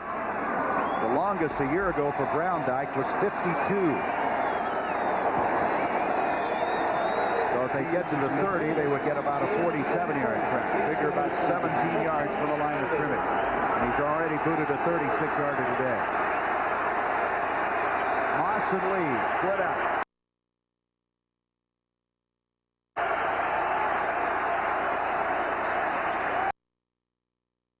First down to the 22. Showing how efficient he is at running this team. Again, another formation that stretches the defense from sideline to sideline, then running people straight up, right up in those seams. Accurate throws. As you can see, they're going without a huddle.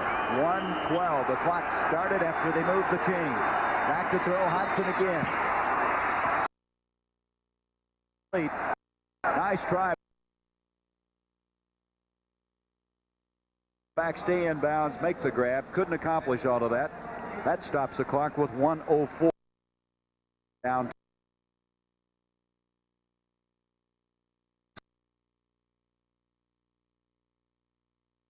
This football team already has caught a 30-yard. Timeouts that you called earlier.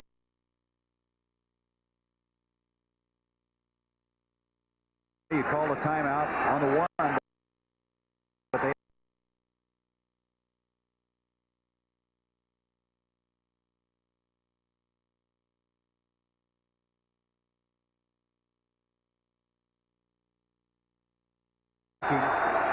with Hodgson.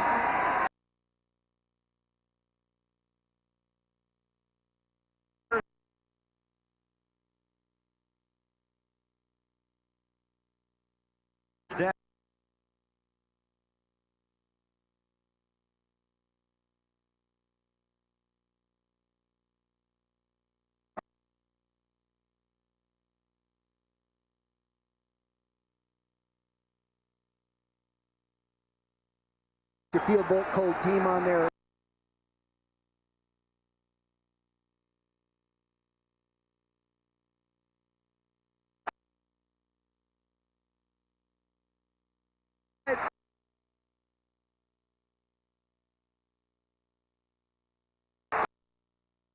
The catch.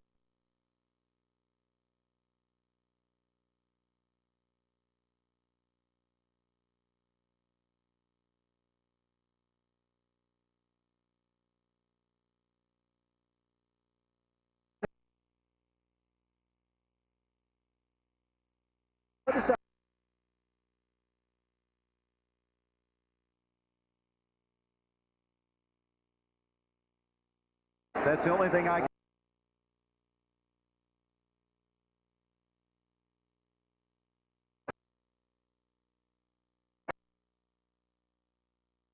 See a little bit.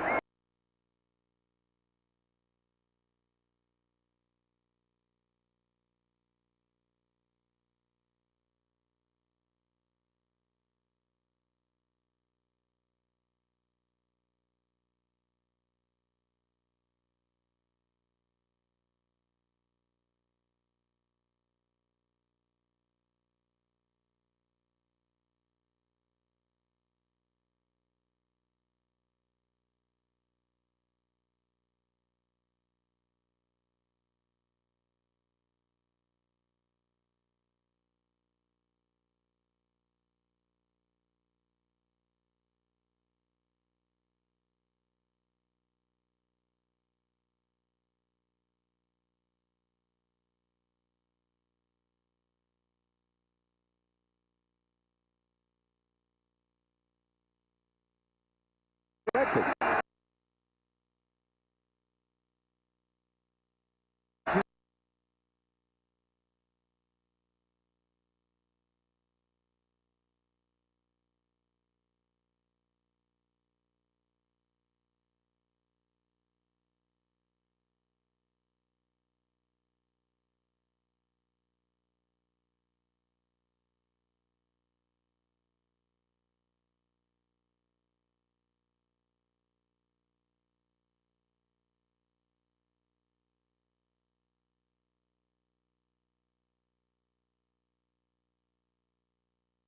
The fourth string.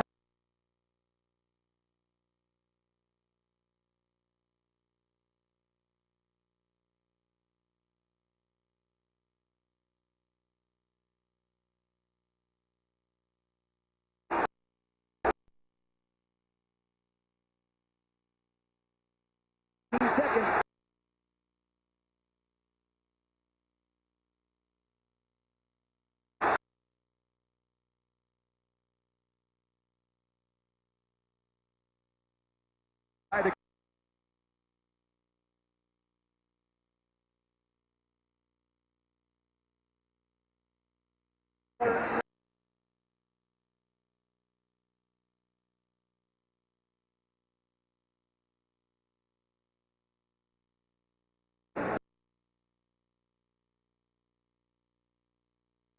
Snap.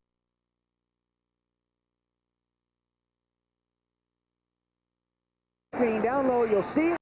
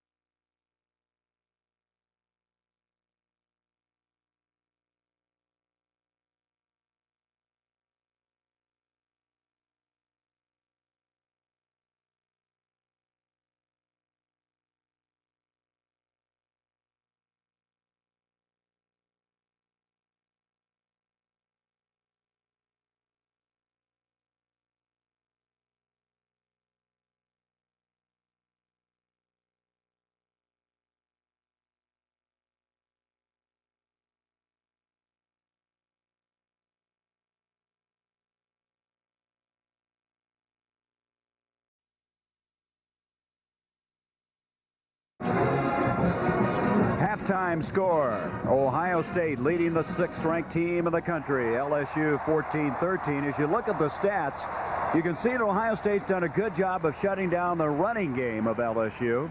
The 2 turnovers by Ohio State, 1 turnover or 1 change of possession that doesn't register. There's that block punt. That's the block punt for the touchdown. Unless, I've said before, Gary, normally when you get a punt blocked, you lose the football game. That's my 23 years of coaching. I don't think I ever won a football game after having a punt blocked. And then get it blocked and scored with. Boy, that's dangerous. You know, the thought occurs to me, John Cooper said prior to this game, the closer we can stay with them, the longer we can do that, the more confidence we'll have and be able to maybe win this football game. That's true, but I think what they're doing at the same time is bringing the best out of LSU as they get going into third and fourth quarter, too. Let's look now at some of the highlights of the first half. It was 3-0 when we pick it up. And then a 67-yard drive is capped on a 1-yard run by Carlos Snow. Just a little simple toss, and with his speed, here, Eric Hill, number 54, as fast as he is as a linebacker, couldn't get there. And then the punt we were talking about, blocked by Vincent Clark. Bourgeois had it blocked, and Michael McCray set sail for the goal line, some 42 yards away. Blocked it cleanly. Now, McCray didn't expect to come up with this, but here he is, running it in for the 6 points, and this is normally just a disastrous thing. 14-3 in favor of Ohio State. The touchdown by LSU was set up on a 59-yard kickoff return, and it culminated on this pass from Hodson to Moss. Good play action pass. Now he throws it up there. He's just really a layoff man, but again, he's throwing the ball to an ex-running back. He's not a guy that's just normally goes down and run pass patterns and catches them. This guy can run with the football. That made it then 14-10, and then with time expiring in the first half, LSU added the 3-pointer to cut it to 1. I think probably the thing that impressed me was Fry coming back and playing so well. He's 11 of 16 for 130 yards in the first half. They're actually getting him a little too much time. They're not harassing him like Pittsburgh last week really got after him, and he never really had the time to set up like he's having right now. Well, one of the great traditions of Big Ten football is the Ohio State Marching Band, and we're going to pick them up on tape. The Ohio State Marching Band, the pride of the Buckeyes. They've been everywhere. Rose Bowl games, the Orange Sugar Continent Fiesta Bowl. One of the few college all-brass and percussion bands in the country. Let's watch and listen.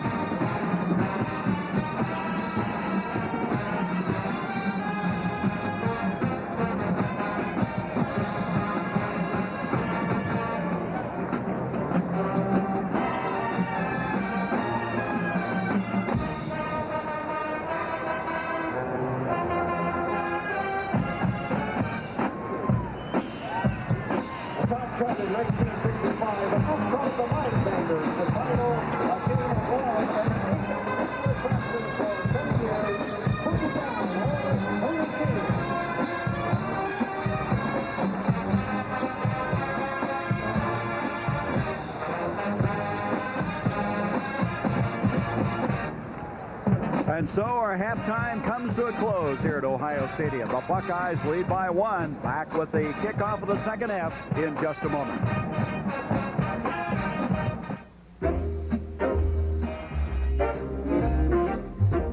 Someday, when I'm awfully low, when the world is cold, I will feel a glow just thinking of you in the way you look tonight. Lovely, don't you ever change, 'cause I love you just the way you look tonight. One taste will tell you why. Just the way you look tonight. The night belongs to Michelob. We save $200 at Radio Shack on a great family computer, the Tandy 1000HX, on sale for $499. And with this color monitor, the system was still less than $7.99. It's IBM PC compatible and comes with easy-to-use DeskMate software. So the kids can do homework, and I can compose letters or music. And the $200 savings helps me balance our budget. The sale price, Tandy 1000HX with software, only $499. Complete system with color monitor, less than $799. Only at Radio Shack. If you can dream it, you can do it. Today, the Prudential can show you a new world of financial opportunities. Look to the Rock for mutual funds, stocks, and bonds. Feel its strength in CDs, insurance, and mortgages. With the right choices, the right guidance, the sky's the limit. The Prudential. Your Rock in financial services.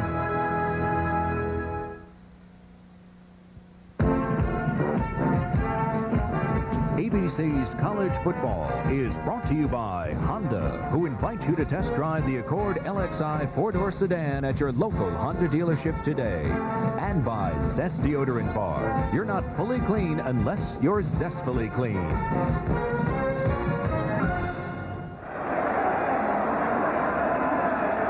Gary Bender, Dick Vermeil, and Becky Dixon ready to go now. Second half. John Janung out of Austin, Texas, a walk-on freshman, will kick off as we begin the second half. And there's the card section off to our left in the end zone. Welcome to ABC, and of course, we'll be all over the Big Ten. The weeks to come as the conference race will get underway. Janung approaches the football, and it's going to be considerably short. Snow will take it at the 15 to the 20, and a flag is thrown as he is able to get to the 30-yard line. In that first half, we talked about Fry, the poise that he showed. 11 of 15, 130 yards. He did suffer the one interception. 17-yard return at the kickoff. We'll see where they're going to get the football as a penalty being explained.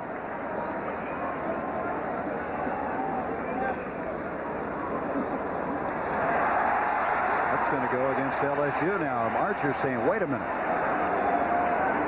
Mike Archer, who was an All-American punter and safety at Miami of Florida, assistant down there for many years.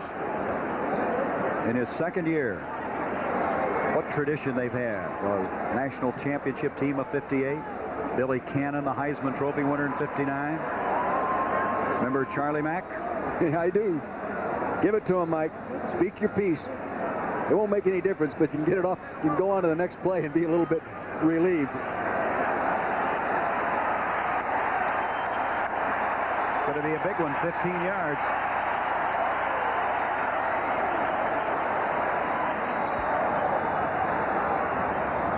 We have an illegal block by the kicking team. First down. Illegal block by the kicking team. That's what Archer wants to know.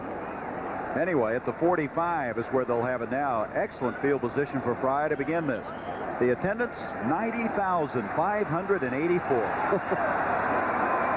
They added to their attendance this year. They added some seats in the end zone to our right. From the 45, Fry giving off to Graham, the fullback. Scotty Graham. Graham maybe for 4 yards to the 44-yard line. It'll bring up second down. 6 yards to go. Eric Hill made the stop. In that first half, Snow had 49 yards rushing to lead Ohio State. Matlock was 7, and Graham had carried one time previous to that for 3 yards. This is the second largest crowd ever here at Ohio University. What was it he said? They breathe, eat, and think football 24 hours a day here at Ohio State and the state of Ohio. Might as well coach where it's important. That's right. Second down, a long 6. Fry on the roll.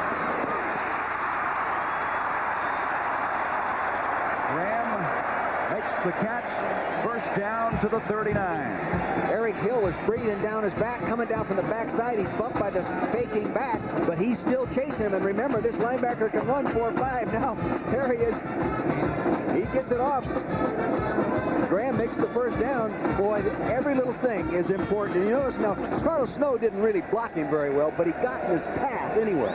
That's been a new wrinkle, going to the fullback, coming out like that, and it's worked effectively.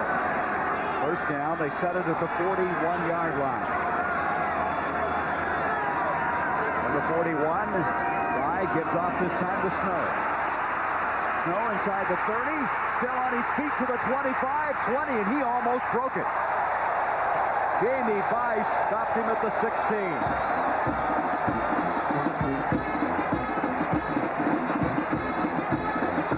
It's what they call the sprint draw. Now he'll sit over here, get the ball deep, and attack the line of scrimmage looking for the daylight. You'll notice that he's missed in the backfield there. I think it's Darrell Phillips, number 62. Misses him right there. He's getting good blocks downfield. He cuts off those guys, and we've talked all through the ball game. This guy is a fine open field runner. You've got to get your shoulder pads on him and your arms wrapped around him if you're going to tackle him. At low center of gravity, he makes some cuts in a hurry. 26-yard gain. He has 74 yards now on 15 carries. First down at the 16. Snow again. He was looking for somebody to hit him. Yeah, and nobody did. And he was so top-heavy, he finally was grounded at the 11-yard line. What Gary and I are talking about here, you'll see from the end zone, the running back, Carlos Snow, sitting back here, actually took the ball and anticipated getting hit a little bit earlier. And no one really hits him there. And he sort of stumbles over those feet, where if he had his head up, he would have stepped up over those legs. Gain of 4, second and 6 now from the 11-yard line. Olive, along with Sigenthaler, put to the near side. Little draw handoff to Graham.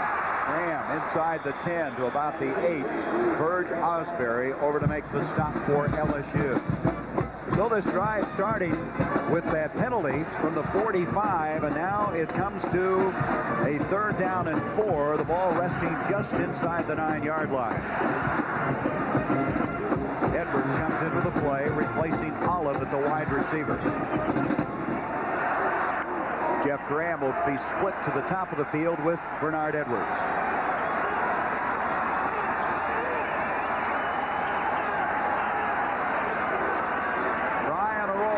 Sancho chasing from the backside, and he's got him. Ron Sancho with a big defensive play, drops him back at the 18-yard line. Ron Sancho, Jamie Bice, the safety, walks up here and tapped Sancho to move outside, meaning he's going to take the tight end, and told him to go. Right prior to this shot, here he comes, coming full bore. No one picking him up to the backside. Now, evidently, in the protection, they had no one coming backside. Very critical sack. Good defensive call. So the field goal attempt coming up. 35-yard attempt by Pat O'Mara. O'Mara is perfect for the year. 5 for 5. The ball's down. Scott Powell holds. The kick is up, and he continues to nail it. Pat O'Mara hits for 3 at the 11:30 mark of this 3rd quarter. Ohio State with a 17-13 lead over the visiting Tigers.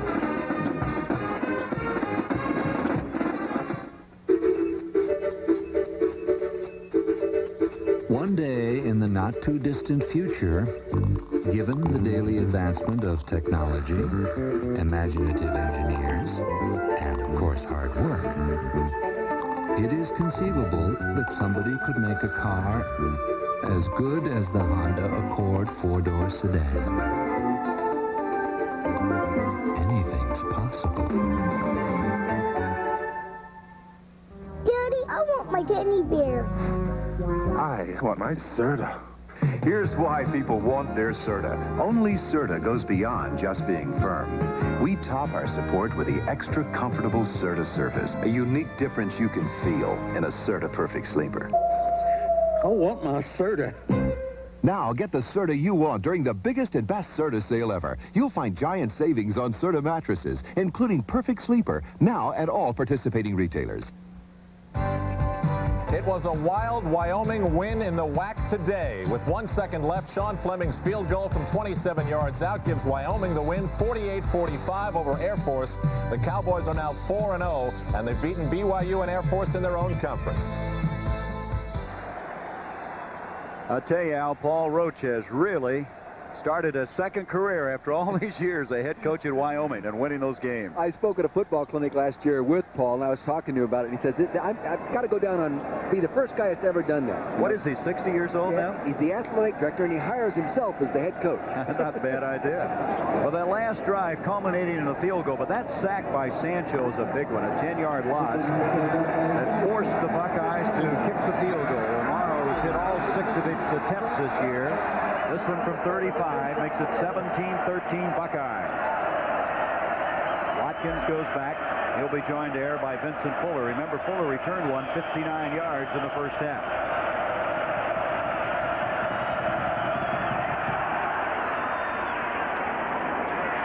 It's going to be Watkins. Up to the 10, 15, 20. Oh, was he belted there. Welcome to the Big Ten country. Boy, did he get hit at the 22. That was Judah Herman. Did he let him have it? Now, this is a freshman linebacker, and he's been playing. Everything looks great. He gets the ball, he fields it nicely, he gets it tucked away, heads up field, he gets in a crowd over to the sideline here, and all of a sudden, here comes Judah. Wham! And he put him down. That number looked familiar. That was Chris Spielman's old number, 36, and he asked for it. He was a teammate of Andy Gerd at Chagrin Falls, Ohio. True freshman. Looks like he may have been shaken up on it, though. He took the worst of that blow. Line of scrimmage, the 22. First down for the Tigers. Their first snap of the second half. Hodson, a lot of time. Wide open is Moss. 45, 40. He runs into his own man and then is eventually hauled in at the 41 of Ohio State. David Brown made the stop. Tony Moss had nobody close to him, and it's a 37-yard gain. It's what's fair. It's fair on both sides of the line of scrimmage. Real good play action, pulling linemen, sort of the similar thing we were talking about earlier, you know, where they freeze all those linebackers, then bring the quarterback outside the pocket and get the ball downfield. Moss has had a big day. 30-yard touchdown catch, and now a 37-yard gain to the 41 of OSU. Eddie Fuller. Fuller cuts, slips, and gets to the 39, a gain of 2. Let's go down now to a state representative of Ohio, and he is with Becky Dixon.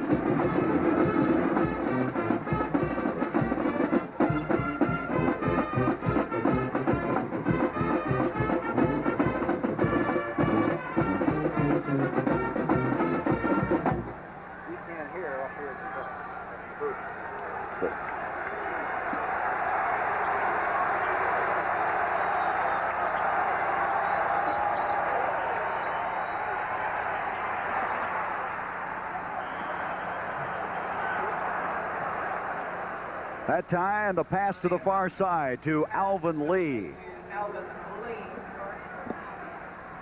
Thank you, Becky. That pass to Alvin Lee on the far side sets it up at the 31-yard line to White Smith over to make the stop. LSU on the move now at the 10-18 mark of the third quarter. Hodson's team trailing 17-13. First down, 31 of the Buckeyes. Lee and Moss split to the near side of the field.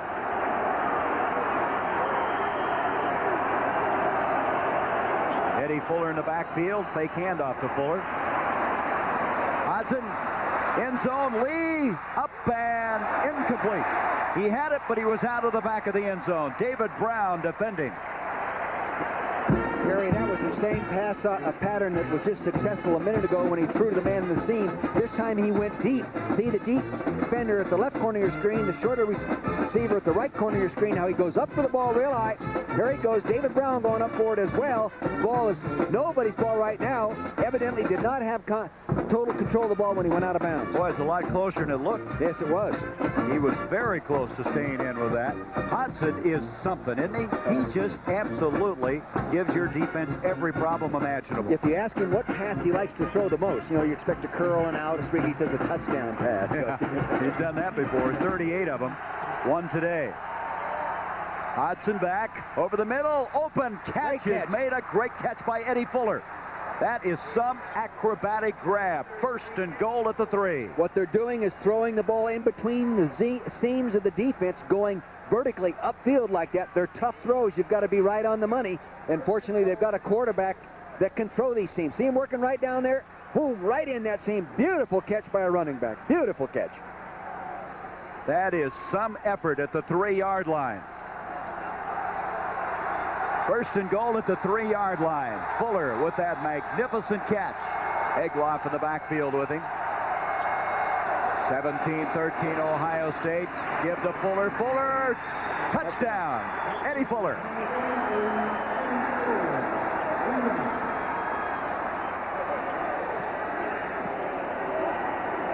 Well, we talked about a shootout, and it looks like we have one. 19-17 now in favor of the Tigers. It's just the old I formation lead play, Gary. They get the ball back to him deep. He follows his fullback up inside.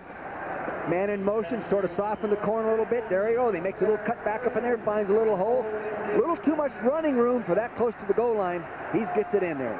Eddie Fuller cracking over.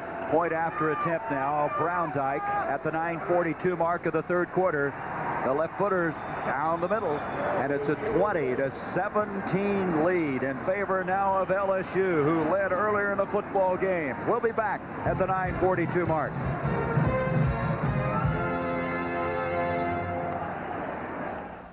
No Pringles.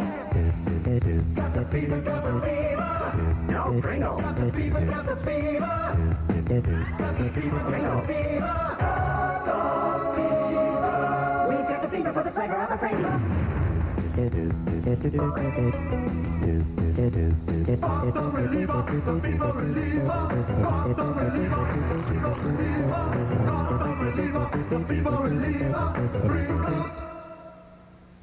Folks, please. Hey, we can't turn in a verdict while there's still a reasonable doubt. Bob Swan has a dry shirt, but that doesn't mean he smells good. Because underarm odor is invisible, he needs new Sure Solid, our most effective wetness and odor formula yet. So, Bob, why come to court with a dry shirt and a false sense of security? Tomorrow, get the total protection of today's Sure. You were right. And be just as sure about odor as you are about wetness. Thanks.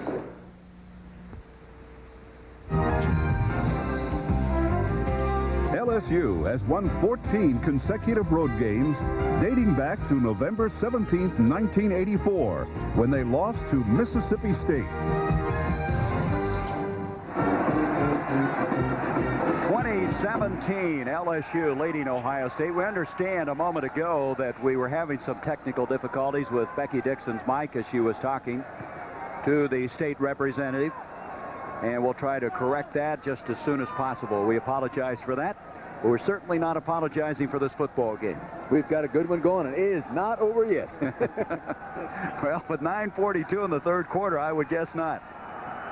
So Browndyke, who just added the point after to make it a 3-point lead for the Bayou Bengals, will now kick off to Carlos Snow and Mark Hicks.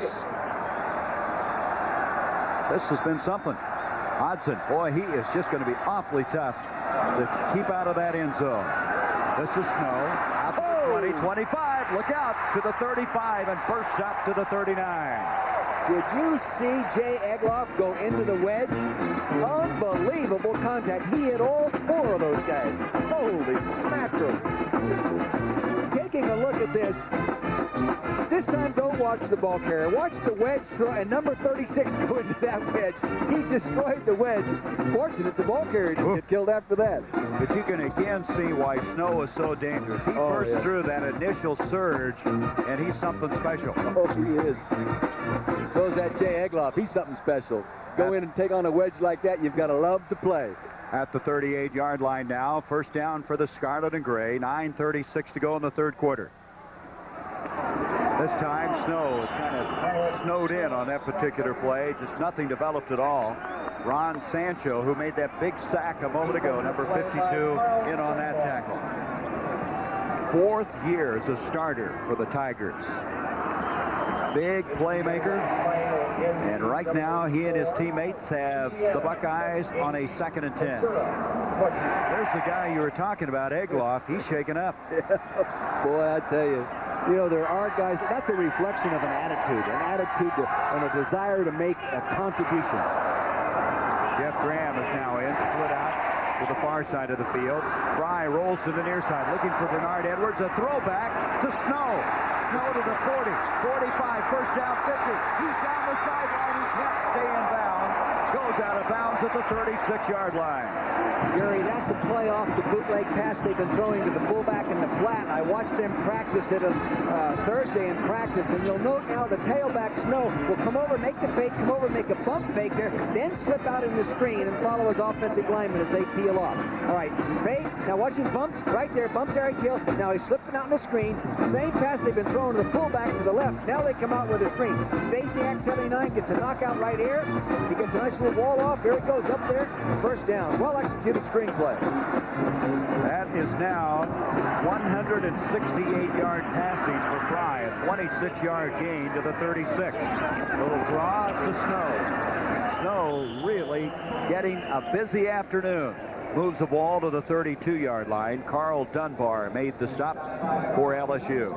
8.5 minutes to go in this affair with LSU on top by 3, 20-17. Looks like Snow might want to come out of the ball game. After that long run and then carrying up the middle, he was looking to the sideline.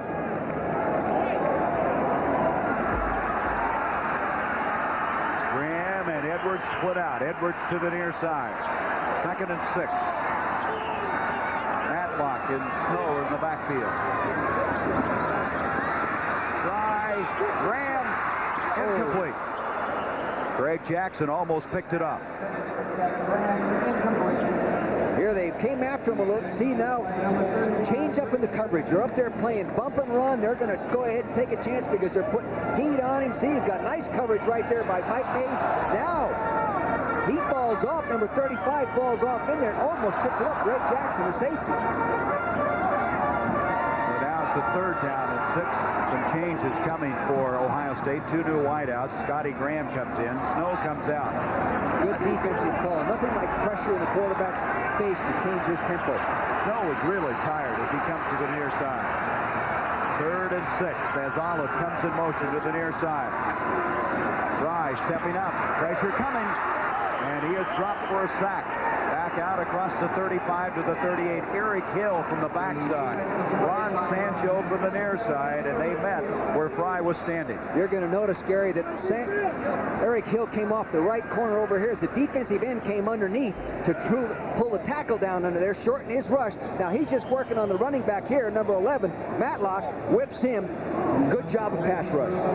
So those 2 outstanding linebackers did quite the job, and it brings up a 4th and 12. They're going to have to punt the football. Jeff Pullman standing back at the Buckeye 47.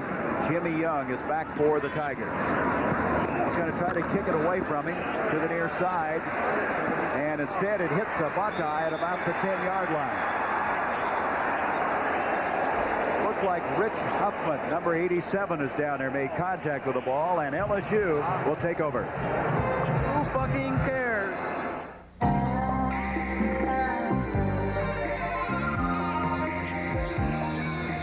Sometimes you got it suited. Emerson's got it right. Fine suited, fine suited life. Nobody's got to tell you. Emerson does it right. Fine suited, fine suited, fine suited your life. Fine tune your life with Emerson.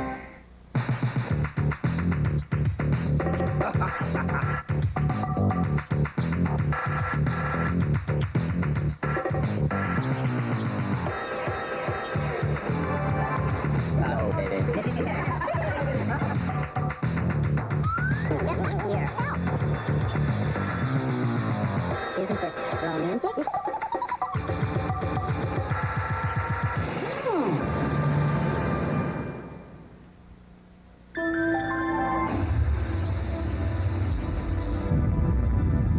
Shrouded in secrecy for years, the stealth bomber will soon be introduced to the public.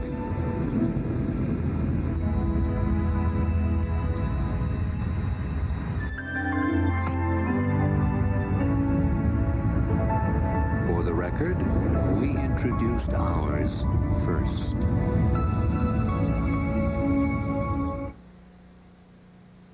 Sunday, more Americans should watch ABC News for coverage of the presidential debate with Jennings, Brinkley, and the best political team in the business. Sunday. 20-17. Let's rejoin Becky Dixon. Thank you very much, Gary. With me is Representative William Schuck from the state of Ohio. And Representative, you just introduced a bill that would regulate activities between sports agents and college athletes. What exactly do you hope to accomplish with this bill? Well, Becky, there are some good agents out there, but also some bad ones who just prey upon the athletes, and we're going to try and put the bad guys out of business. What are the specific provisions in your bill? We would contain an anti-bribe provision. The agent could not give something to the athlete to sign up. That was Vince Workman's problem. Prohibit conflicts of interest, so the agent couldn't take the money from the athlete for his own interest rather than the interest of the athlete. Representative Schuck, thank you very much. Gary, back to you. Becky, thank you for your perseverance down there. At the 10-yard line now, LSU, after that ball hit Huffman on the punt, takes over. And here comes Eddie Fuller, and Fuller across the 20 to the 23, first down. Michael McCray made the stop. Really a good block by the fullback, Victor Jones, leading through in the I lead play. Did an awfully nice job of stepping up, taking the linebacker. He goes right up in it and takes on Sullivan, giving him the opportunity to make the game. Really good lead play. Doubling down on the nose. Boom, takes him on. Gave him that little crack. First down now at the 22. 6:51 to go, third quarter. 20 to 17, LSU. Fuller again. Fuller spinning to the 29-yard line. A gain of 7. Boy, is he pumping those knees. Yeah, did you notice it? I like to see running backs do that. They get those knees going, get them up there determined. And this guy was a National Honor Society student coming out of high school as well. So he's a smart ball carrier. Remember now, he's replacing Harvey Williams, their sensational running back of a year ago, and has done a very capable job of doing that. Out of Leesville, Louisiana. Touchdown Eddie is what they call him. Second down and 4. Fuller with 50 yards on 11 carries. Play action by Hodson. Scrambling up. He's going to get the first down, diving across the 35 to the 36. And again, you just can't say enough about number 13. He seemingly surveys the entire field and sees everything. And he's really mad right now because you know who defensed that pass? The umpire. The tight end's running a crossing pattern and ran smack into the umpire. No receiver in the crossing pattern. Quarterback becomes a scrambler. There he is. He's part Cajun. His daddy, for many, many years, a junior high school teacher and phys ed instructor. And very lucky to be with us. An automobile accident during the week. Oh, boy, he was tailgated. Somebody ran into the back of him and skinned his nose and his forehead, but he was ready to play. First down. Hodson to Lee. Lee hit by Zach Dumas, but that's close to another first down. You don't think it was an Ohio State alum that did that, do you? I don't think Cooper would do that, would he? No. He wouldn't set something up like that. But Lee with another catch. They're mixing it up real good right now. Run, pass, run, pass. A little bootleg. He's coming out there by design. Here comes Hubich, number 79, out there to protect for him. He wanted to go downfield much deeper with it, trying to pull the coverage up.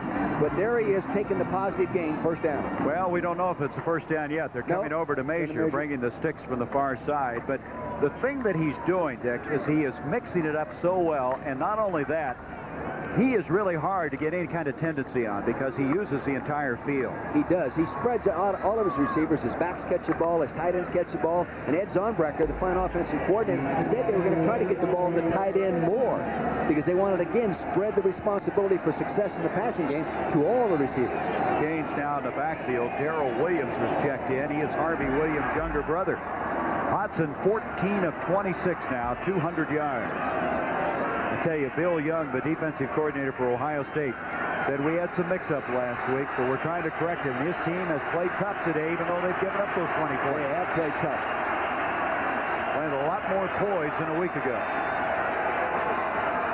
From the 46, Victor Jones, the fullback, to the 48 of Ohio State. Andy Gerd made the stop. Right now, Gary, Hodson is audibling on the line of scrimmage. I think what he did had a play called. He didn't like what he saw in regard to the secondary. They were in a two-deep zone alignment. He didn't want to throw against that and check to a running play. He has great awareness, doesn't he? Very good awareness. Very smart, quick release. And they don't vary the offense much from week to week. When I was visiting with him, he says, Coach, we just added a little wrinkle or two this week, but we'll be executing basically what we've been doing. Wayne Williams is now checked in. Yet another Williams, a true freshman out of Texas, split out. Give to Jones again. Jones this time to the 45. About a yard short of the first down. It was Gerd again who made the stop. Jones, along with Egloff, are in the estimation of Mike Archer co-starters. He doesn't care which one is in there. This guy, Jones, is from Zachary, Louisiana. Egloff from Hanover, Pennsylvania. What's a Pennsylvania guy doing going to school? I don't know. He must like that Cajun food. He must like that Cajun food in the warm weather. And hey, the rain. What did the coach say? They had 17 days of rain and 21 days of practice? So they went down to Superdome to work out. Might as well get used to being there. Huh? Third down, a yard. Halliburton in motion. Good effort. Breaking out of there is Darrell Williams, and Williams has a first down to the 36. That play was slow developing. Didn't look like it was going anywhere. But this guy, Darrell Williams, we mentioned the younger brother of Harvey, got the first down.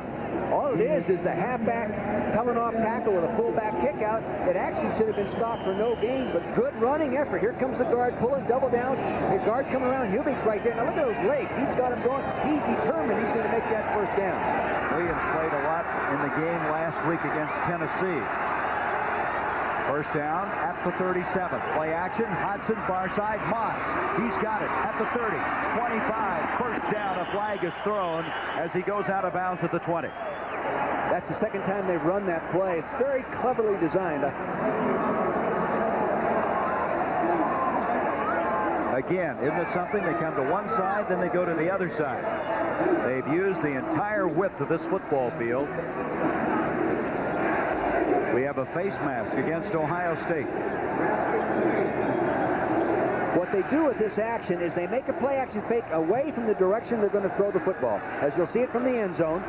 Here they make a play action fake. Now he gets it out there quickly to the wide receiver. The outside receiver then comes in and times a perfect block on his coverage man. Then it becomes a one-on-one running play.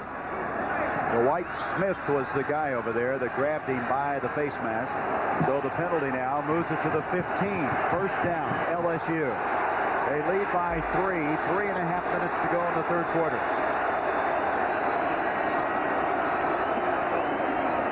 Hodson to Eddie Fuller.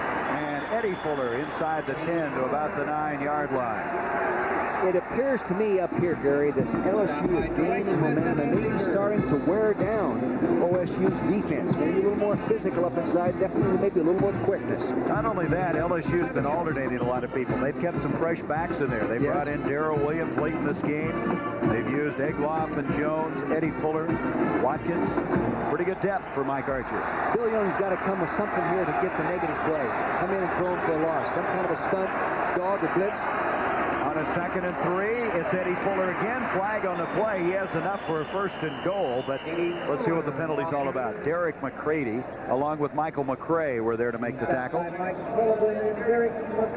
The official's going to come in and throw the negative play here. Holding it. That's what it is. Holding against LSU. You know, you almost, if you're playing defense, you almost hope that the guy keeps running the football, because in his guy's career, Hudson's career, every 10th completion is a touchdown pass. Every 16th attempt is a touchdown pass. That's equivalent to Dan Marino last year in the National Football League. Not bad. You know, you really haven't heard that much about Hodson as far as the entire country is concerned. Now, at the start of the year, Sporting News picked him the #2 quarterback in the country, but he's been overshadowed by the Aikmans and the Peets and the people like that. We have holding on the offense.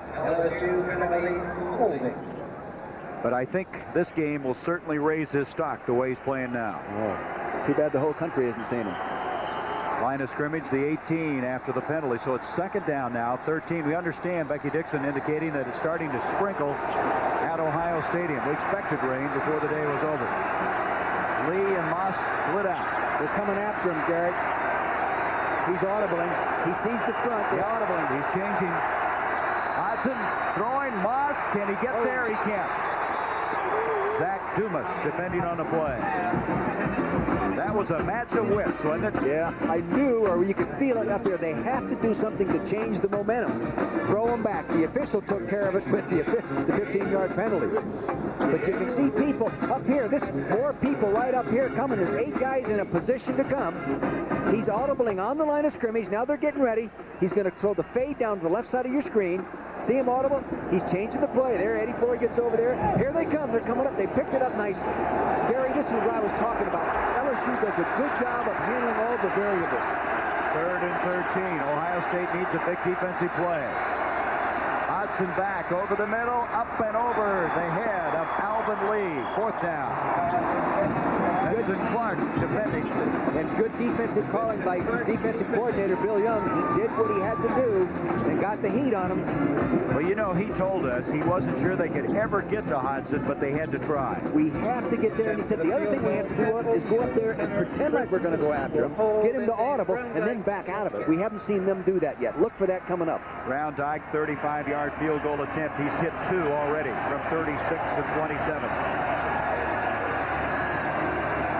Luke Holding, hit by Brown Dyke, is up, and he is 3 for 3. 35-yard. 23-17. LSU adding to their advantage. Mike Archer, his team seeking their 3rd win of the year. We're not a company. But outstanding people come to us every day. People who want to make a contribution to a team and do work that really counts. People eager to see new places, do the unusual, and find the unusual. People who will become your friends for life. People just like you. We're not a company. We're your country. We're the Navy. The Air Force. The Marines. The Army. We're the Armed Forces. It's a great place to start. You build a house with wood and nails, but a home you build with love. Soon the Hansons will raise their children here. Put pictures of them up on these walls and see their oldest coming down these stairs, going on her first stage. That's why only one paint will ever be good enough for this home. Benjamin Moore. They wouldn't use anything less, not on something that means this much. Would you? When something means so much, see your Benjamin Moore dealer. I'm Al Michaels. Join us Monday as the Los Angeles Raiders head into Denver to take on the Broncos. It's ABC's NFL Monday Night Football, the only way to kick off your week. The Raiders and Broncos coming up Monday night. Boy, when you talk about Hodson, how about Elway? He stretched the defense a little bit. This guy may be another Elway. Of course, he's not the mobile type guy, but he is an accurate son of a gun in throwing that football. Speaking of accuracy, Brown Dyke is 3 for 3 now. 36-27 and just kicked 135 yards. 23-17 in favor of the Tigers. 2:10 left in this 3rd quarter. You know, it's amazing how kickers run in families. His brother's a kicker at the University of Houston. Well, how about that Zendejas family? All the brothers that kick. A little different, so kicking in college as opposed to the NFL. Oh, yeah. 4 foot 10 inches difference in the goalpost, 17 foot and a half in the hash marks on each side. The kicking tee, and then the money you're being paid to kick it accurately. That puts a little pressure on it. Oh, you bet it does. Plus, when they yell at you for missing, they're mad at you. You never yelled at a kicker, I'm sure. No, you're not telling the truth there. Snow is going to bring this one up to the 25. Got some running to go. 30. Look out. 40, 45, 50. Brown Dyke knocks him out of bounds. Every time he takes a kickoff, there's a potential of it going all the way. Carlos Snow had a 100-yard return last week. This guy has a great feel for it, but the number one thing he does is he turns it loose, and their wedge does a real good job. Now watch the wedge in front. They'll peel off. Well, they'll peel off and get out of his way. See, sometimes the wedge gets in his way. He has a sense as to draw the coverage up into that little tight web, and then he jumps outside it for the big gain. He's averaging 39.5 per kickoff return coming into the game. That's a 50-yard return there. It's going up. Yep, at the 42-yard line. We trail only Barry Summers of Oklahoma State coming into the game in that department. 23-17 LSU. Fry on first down to throw. Wait a minute, they're going to stop it. Yes, the left side of the offensive line. I thought start with the tight end. Jeff Ellis was moving. Let's sort it out, and while they do, let's go to Becky Dixon. Gary, one of the last places you'd ever expect to find Cajun food is here in Columbus, Ohio. But surprisingly, we found quite a selection. But how authentic is it and how good is it? Well, we're going to give it the true Cajun taste test here. With me is Ruffin Rodriguez. Ruffin, how does that taste? Kind of bland. Kind of bland. What does it need? I think it needs a little pepper. Hot pepper, I suppose. Well, back home we just pour and never stop. Does it ever get too hot for a Cajun? Not really. Your son's out there playing. How's he doing? He's doing real well. Ruffin Jr. Ruffin Jr., right. Thank you, Gary. Thank you, Becky. Little bland. We just pour the pepper on. Yeah, no, Ruffin Sr. was an offensive lineman at LSU in 1962, 63, and 64. He likes the game, doesn't he? And his young man, number 68, playing on an offensive line. The penalty now makes it 1st and 15. Fry it. Steps out of bounds. 34-yard line. 2 yards short of the first down. Corey Raymond defending for the Tigers. Quarterback rollout all the way. Mike Mays playing him in tight coverage now to the right side of your screen, just about a 14, 15-yard out pattern. Good job of Bernard Edwards of driving. Now what? Good drive on the ball. He just missed it. Just missed it with his right hand. Good defensive play, though. I really like a guy that'll challenge you like that from time to time. Edwards is tall. He's 6'5", and that is an imposing figure to throw to. He's a former high school quarterback out of Fort Myers, Florida. Second down and 2. Pretty fair basketball player as well, Barry. On the 35-yard line, Heulenegg snaps it to Fry. To Snow, pins it against the grain and maybe got a yard. It'll come to a third down, still a yard to go. And Darrell Phillips, we told you about, he's playing with the death of his brother, I'm sure, in the back of his mind somewhere. Out of Franklin, Louisiana, all SEC guard of a year ago. He just kind of envelops people up there from that nose guard spot. Outstanding player. When we were watching the films Thursday, what did we say right away? He catches your attention. He flashes into football plays. One of 7 children in the family. Number 62. That's who we're talking about. There he is, Darrell Phillips. Don't be surprised if old Coop comes up with something special here. 3rd and 1. Oh, got to get to the Snow. It's special enough maybe to get the first down. Boy, did Rudy Harmon unload on him. He puts the wood to you. They're going to measure maybe. Let's see if they got the first down. What you'd like to watch now, just follow the ball. Rudy Harmon, number 58. Going to slide in now. Here he comes from the backside. There he goes. Oh, boy. Did he let him have a good linebacker play. Didn't overrun it. Many times a backside linebacker, Gary, has a tendency to overrun those kind of plays. Harmon coming out, see if his helmet's okay after that hit. They're going to measure to see if he got the first down.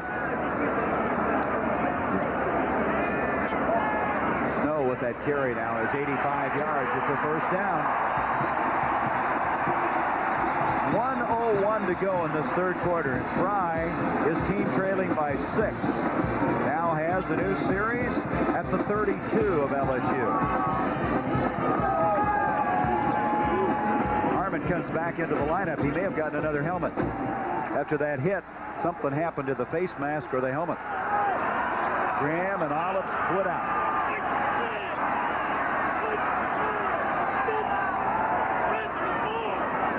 They're audibly. They got 4 seconds to snap the ball. They get it off.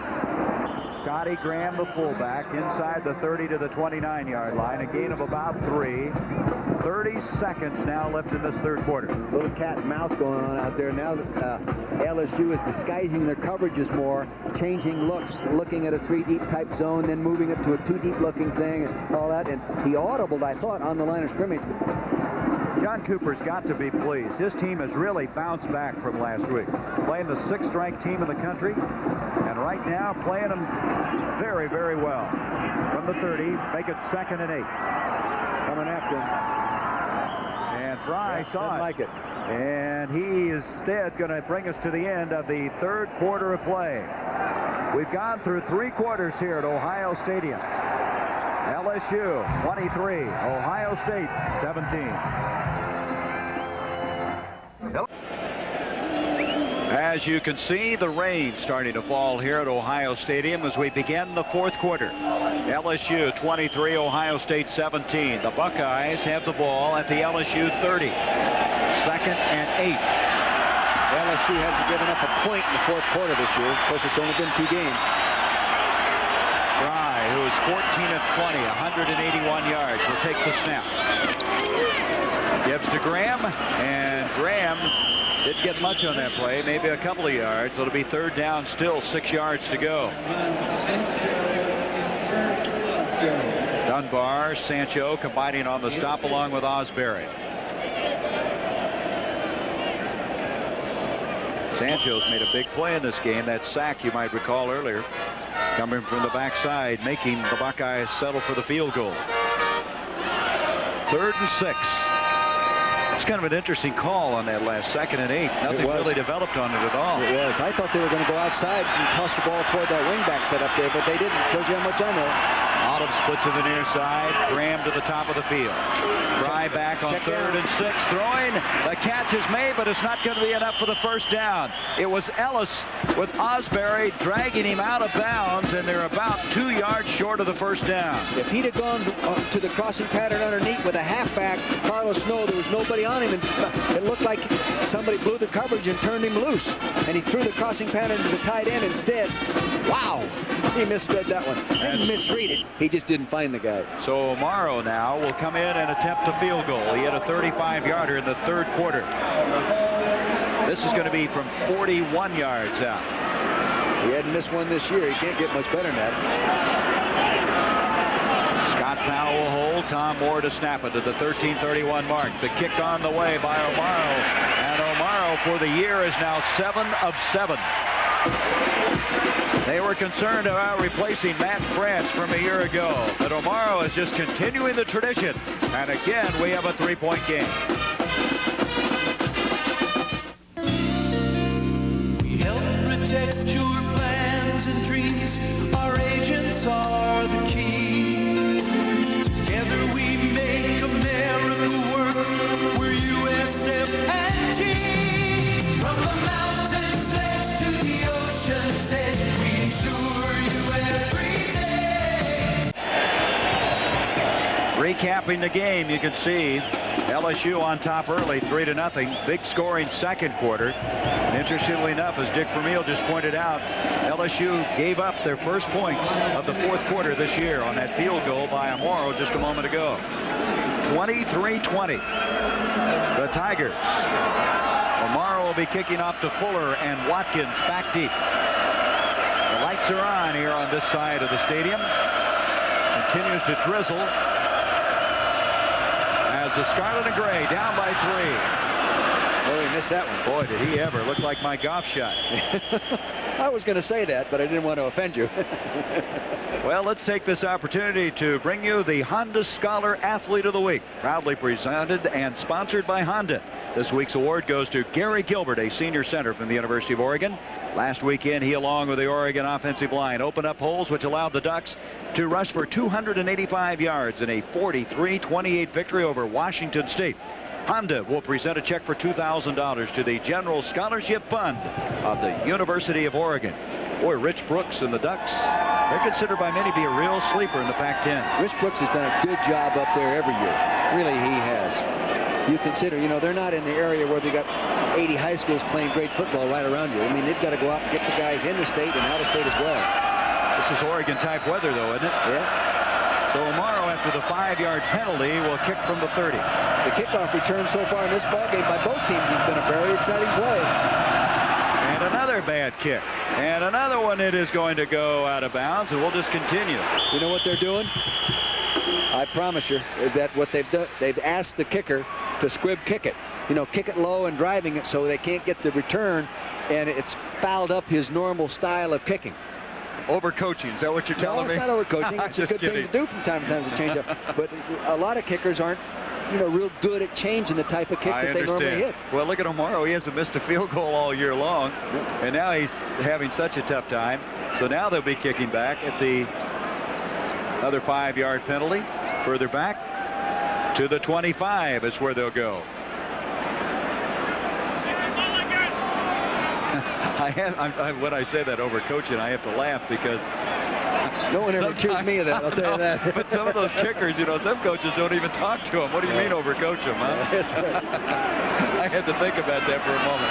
John McKay wouldn't even watch him kick. Yeah, one time, he didn't even bring a kicker to one NFL game that I did, and I can't remember the guy. One of the offensive linemen, Yarna or somebody like that, tried the extra point. He was so mad at the kicker. We're laughing, but it's a serious moment for Ohio State. They're now kicking up from the 25. They'll just continue this 5 yards at a time if he doesn't keep it to the field of play. LSU figures to get a good field position if this one stays in, and it does. Watkins will bring it up to the 25. Going to the far side. He's got some running room. 35-40, 45-50 to the Ohio State 40, all the way to the OSU 38-yard line. Well, that'll give Hodson and his teammates good field position. And let's look now at the all-time SEC touchdown passer. Kerwin Bell is the all-time leader with 56, playing for the University of Florida. John Reeves with 54, also a Gator. And then the former Heisman Trophy winner Pat Sullivan out of Auburn with 53. And Vito Bay Pirelli, who played for Bear Bryant, had 50 of them. Whit Taylor of Vanderbilt with 41. And Hodson now, updating him, he came in here with 37 touchdown passes into the game. And in this game, he has added one more. From the 45 is where they're going to mark it. Right ahead this time, Fuller. Very little developed on that play. Good defense by Sullivan there, but he's down right now. Yep, he is shaken up. I think he has a pinched nerve in his neck, and I think that's what's bothering him. It really sends sensations down your shoulder and arm, and it will clear up momentarily, but it takes a little while. That's John Sullivan as opposed to his brother Mike, the linebacker. You have to differentiate between them. That's right. Yeah. And the only way you can is by number, because they are twins and identical twins. So John Cooper, his team down by 3, now giving LSU excellent field position after the problems with the kickoff. What a difference in John Cooper and his staff coming in here this Thursday than 2 weeks ago. Remember, they hadn't played a game, and they were relaxed, smiles on their faces, eyes clear. You come here there after a bad football game at Pittsburgh. Pittsburgh really took it to them, and you got red eyes, guys uptight. You know, really, I mean, they're really in a state of concern. You know what we said at the start of this broadcast? We weren't sure that John Cooper knew what kind of football team he has. I think he's finding out he has a pretty good football team today. He has a good team. He has a good team. I think there was considerable concern after that debacle a week ago. And, of course, they will be playing Illinois next week, starting the Big Ten play. They catch Michigan here, but they have the 3rd toughest schedule in the country. LSU's the 2nd toughest, of course, meeting today. So here comes John Sullivan off, and I think what you were diagnosing the injury is exactly what it is. Well, he had it earlier in the ball game, and sometimes after you get one in the ball game. He's the linebacker at the right side of our screen here. Right there he comes. He takes on the lead blocker right there.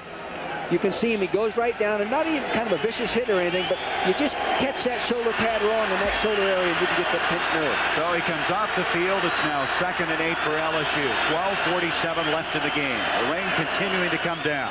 Hodson deep drop, trying to set up the screen. Now rolling to the near side. Moss, he's got it, and he's caught up with. Nice grab by Vincent Clark to keep him from going further up the field. Had he gotten by Clark, he had 30 yards of open field. Vince Clark really did a good job showing his athletic ability to make that one-on-one tackle, even though it was a one-hand grab. Any kind of tackle counts in that situation. But OSU did a real nice job of taking away the screen. Now Hobson sets. Now he's going to float back. He looks over to his left, to the right of your screen. He sees it's taken away. He comes out, presence of mind, to look for the receiver downfield. You can see Vince has got him. I'm not going to let you go. That was a big tackle, because it's 3rd and 7. It would have been easily a 1st down. Or more. Line of scrimmage, the 42 of Ohio State. 3rd and 7. Victor Jones up, checks with Hodson, the quarterback. Back to throw is Hodson. Out of time, on target, 1st down. Catch is made, and that is the tight end, Ronnie Halliburton. So the 1st down moves it inside the 35 to the 33. Looks like he hurt his finger. He's got to be excited about catching a pass. Here he is, a junior, 2-year letterman, and that's only the coming into this ball game. He had 7 receptions in his career, so he's got to be excited about being, you know, brought into the pass offense and you know, being a bigger part. Well, he was a backup to an all-Southeastern Conference tight end, Brian Kitchen, of a year ago. This year, the starter, the 1st down catch, makes it at the 33. Play action, Hodson to Moss. Moss, they isolate him outside to the 25, to the 20. Out of bounds, 18-yard line, and there's some of that running back ability again. 3rd time they've run that same play. We have a flag down. Again, Hodson just going from sideline to sideline with his offense. Earlier to Halliburton at the top of the field, and now this side to Moss. But as mentioned, there is a penalty flag, and Ohio State indicating it's against LSU. What an advantage to throw a ball to a receiver that was a running back. They're not very big. Moss is only 5'7". I asked him about, you know, if they really miss Wendell Davis.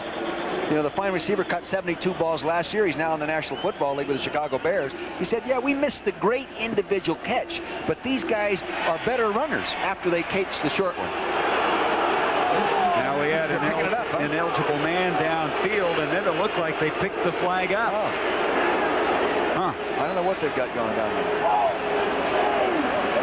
So the gain would stand at the 18-yard line.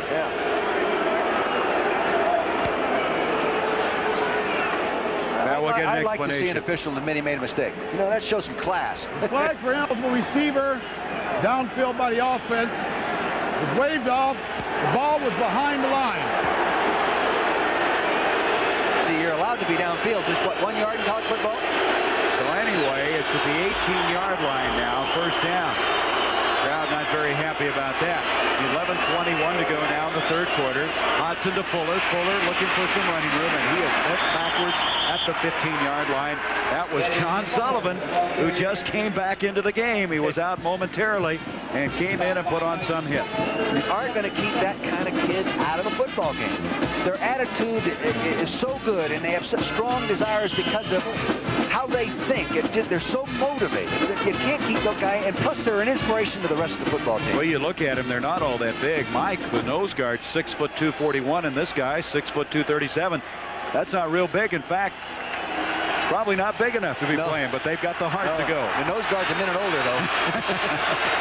Second down, 8 now, just short of the 15-yard line. Pitch to Fuller.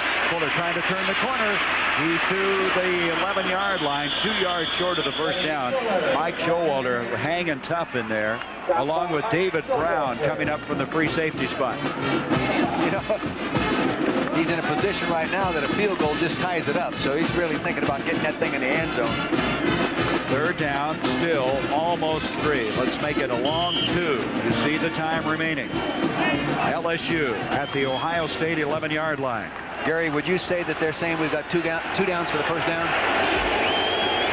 Good question. After ending up in a tie a year ago, that might change your thinking a little bit, huh? In motion comes Fuller to Jones. Jones stays on his feet. First and goal at the 5. Misdirection play countered inside with Victor Jones, and that was enough for the first down. It's a nice trap play by Jim Hubings, number 79, the right offensive guard. He pulls and traps. It's a little cluttered inside.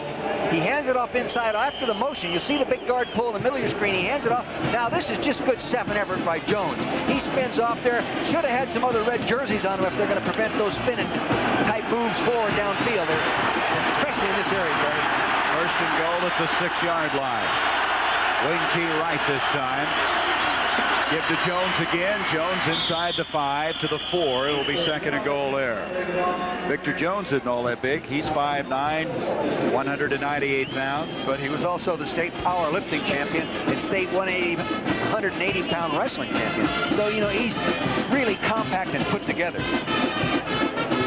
Line of scrimmage, closer to the 3. It'll be second and goal there. There's the man that Dick Vermeil was talking about, Victor Jones. Good balance. In motion goes Lee.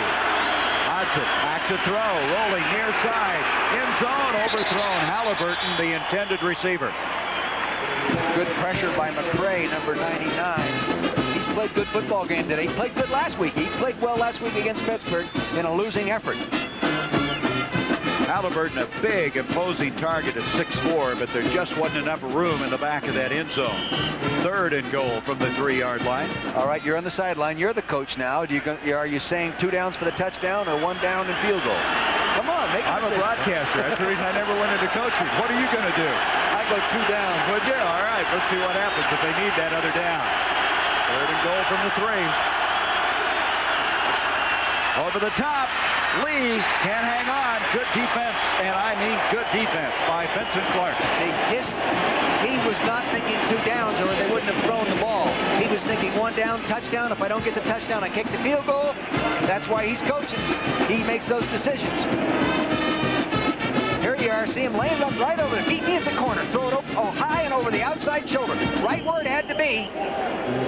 Now you'd say maybe a Wendell Davis would have made that catch. I want to tell you, Vincent Clark has to be considered as one of our MVPs in this game. He's done a great job everywhere. He blocked the punt, made some fine defensive stops. This will be a 20-yard field goal attempt. Now, a flag is thrown. There was some movement at the line of scrimmage. Yeah, they made the stunning moves and the darting in and out made... Now, if they go half the distance to the goal here, would you then consider going for the touchdown? Offside against Ohio State. Now, what do you do here, Coach? Let's see where they're going to put it. How much time in the ball game? 8:46. Looks like they're going to refuse it. Yep, kick they're going to refuse it, kick it. Because see, if they tie it up now with 8 minutes and a half, the way they're moving the ball, they're thinking, hey, we'll come back and get either another field goal or a score. Foul. Broken by the defense. Penalty is declined. You know, most of the time that's called on the offense. When a defensive guy jumps in there and makes you move, they'll call it on the offense. Shows you the discipline of the LSU team. Yes. 20-yard field goal attempt now by Brown Dyke. He is thus far 3 of 3 for the afternoon. Little chip shot. And so they're back now to a 6-point lead. They had that earlier. They have it again with 8:43 left in the game. 26-20 LSU. What an intersectional battle between the SEC and the Big Ten.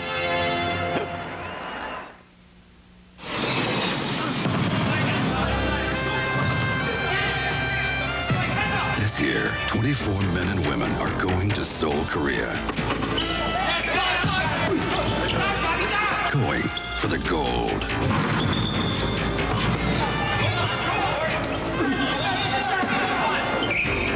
Coors Light is proud to be a sponsor of the USA National Men's and Women's Volleyball teams. Proud to be sending our best. It has a classic design and an engine that sings.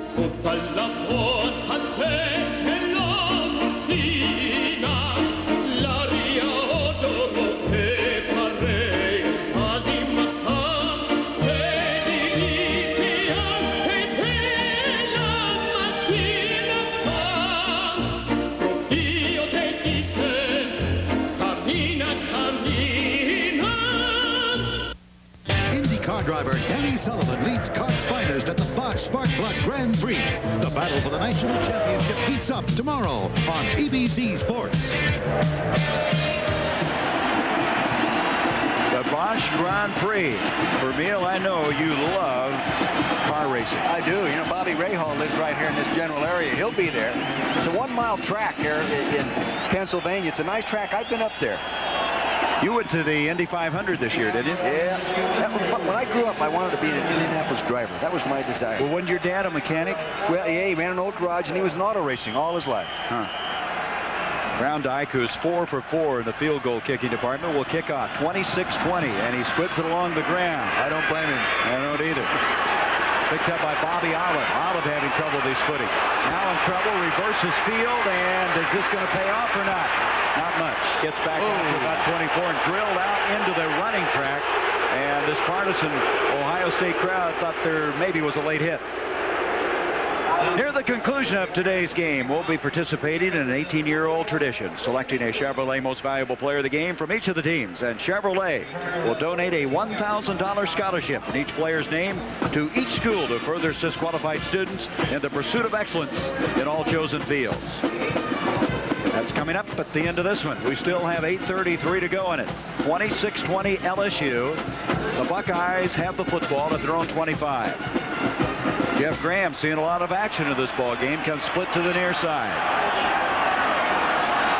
Here's that wingback formation we expected to toss from last time. Fry on the option. He's going to keep it and goes down at the 29-yard line to pick up a 4. An option is not a big part of Ohio State offense because Fry is really not the scrambling type guy, and he's done a real good job today. His poise that he had when we watched him in game 1 against Syracuse has returned. Remember, he didn't play a lot. He was a backup to Tom Tupa. 20 minutes total a year ago. He's been the starter since the beginning of the season and had a rough outing last week. But has come back, and they have a lot of confidence in him. Second down, 6 yards to go. Edwards and Graham now split out. Edwards comes in motion. Sprint draw fake. Ellis, first down. Osbury over to make the stop.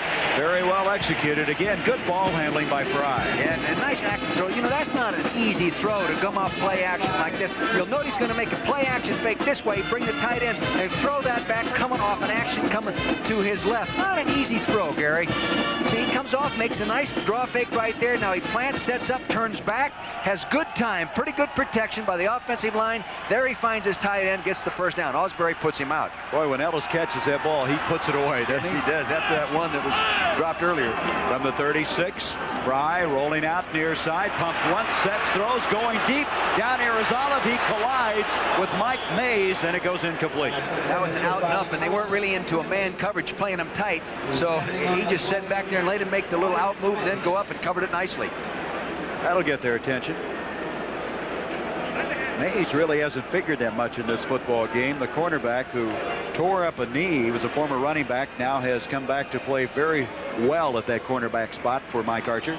That ball was in the air about 50 yards.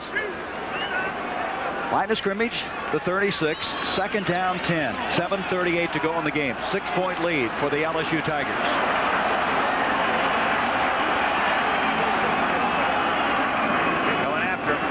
Throwing with some pressure and behind Edwards. Edwards didn't locate the ball. Coming after him. See, they went up bump and run coverage, and they just lined up the people there and came after him. Just a real change up on defense that time.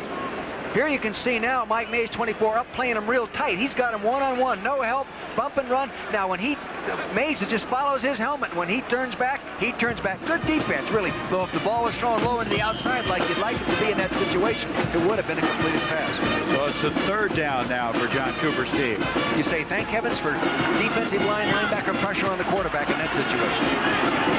Looks like they're going to go from the spread, the shotgun. Yes, sir. First time they've been in today, isn't it? Yep. Looks like they're coming after him again, Jerry. On the third and 10, here they come. Fry scrambling out. Oh, he's in trouble now. Phillips is giving chase. Getting a block, throws up the field. Nobody there. Closest guy was Jeff Graham. The tight man-to-man coverage disrupted him. Now remember this, last week when Pittsburgh played Ohio State, they played him in a lot of tight man-to-man coverage. It's their style. And Ohio State receivers weren't nimble and quick enough to get away from it. And it really made the quarterback look bad. This is an example of it. So Bowman will come in and punt. They're hurrying the punt up. They're not giving LSU much time to set, are they? Here comes the snap. They get it off in a hurry. Boy, did they rush that one. Coming to the near side, it takes an Ohio State bounce. Going down to the 25. Still rolling inside the 20, and it's going to go inside the 15 and still going. Bowman had some real English on this football. He coaxed it all the way down, and they're going to blow it dead at the 8-9 yard line. So it wasn't real artistic, but very effective. 7:03 to go. Folks in these parts think Tom Lawton is the best thing to ever.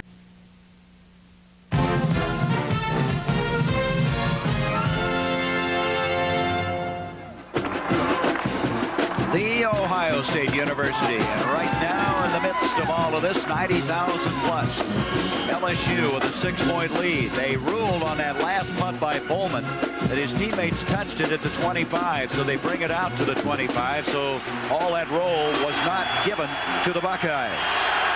Hodson with a 6-point lead. The line of scrimmage for 25. Eddie Fuller to the 30 to the 31-yard line.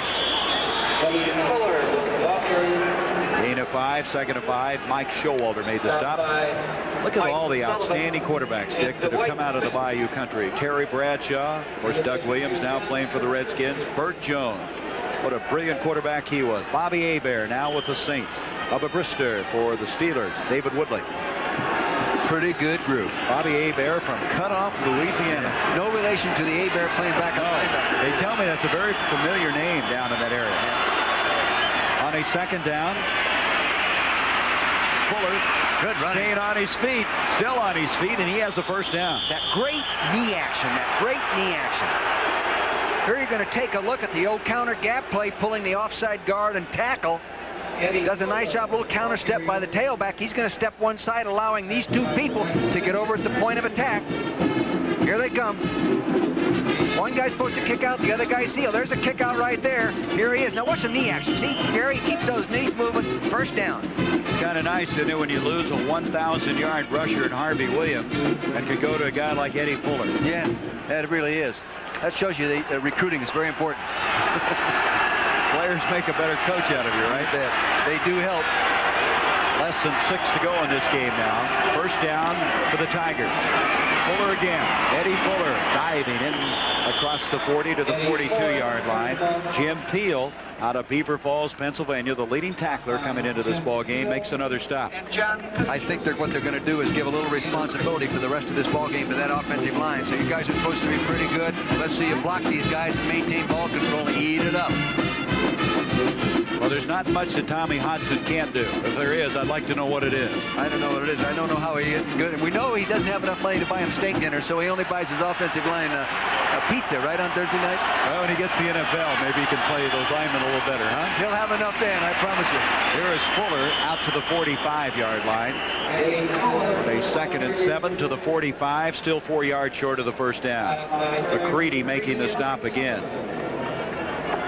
Well, some pretty good bloodlines on this LSU team. We talked about the Fullers, Vincent and Eddie. There's also a guy playing on this LSU team, a Truex, Chris Truex, is a backup guard, and you know his daddy Billy, All-American. Coached him at the Rams in 1969. In fact, I saw his mother, Nancy Truex, as I was coming in to do the game. It was great to see her. 3rd and 4, Hodson rolling up the field. It's deflected.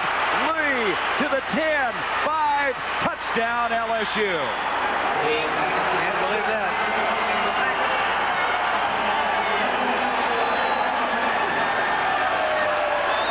You talk about being opportunistic. Ohio State had that one covered. It ends up being a 55-yard touchdown pass.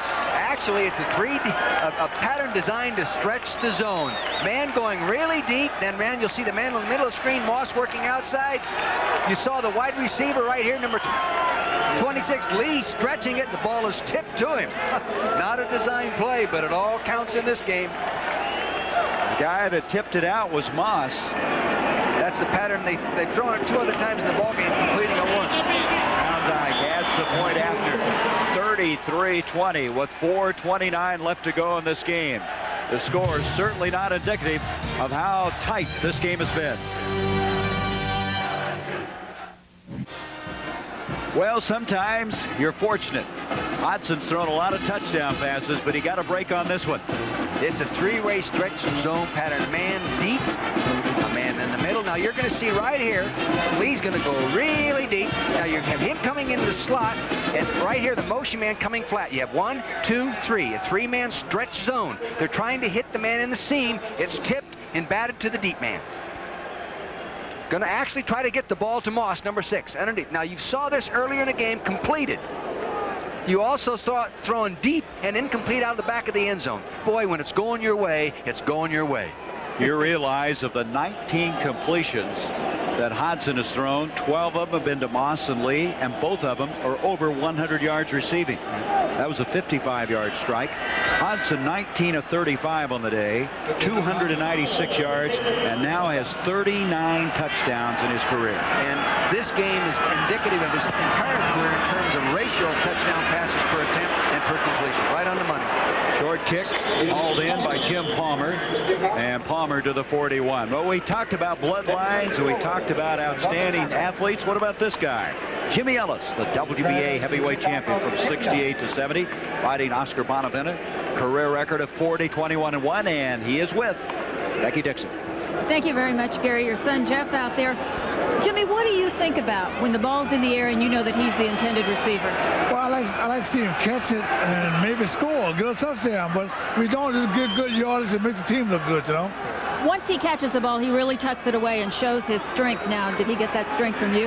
Well, I really got strength from me, but a lot of people say, well, he got his hand from his mother, so. From his mother. Do you ever give him any advice before a game? No, I don't give him no advice. He's been playing the game since he was a kid, and I know about boxing, and basketball, but stuff like that. He's been playing football all his life, so he knows more about than I do. You're going to leave the football to him. Oh, yes. Jimmy Ellis, thank you. Okay. Gary. I tell you what, Glenn, that's really neat. Thanks, Becky, for having him come on with us. He would hit you. Oh, boy. He had 24 knockouts in his career, I guess. That last play, they picked up 8 yards. Now the swing pass to the near side to Graham. First down. Check that. Carlos Snow to the 40-yard line. First down for Ohio State. Mike Mays made the stop. You see the time remaining. Fry and Ohio State has to be a little bit stunned by that last development on the tip pass for the touchdown. 33-20 is our score.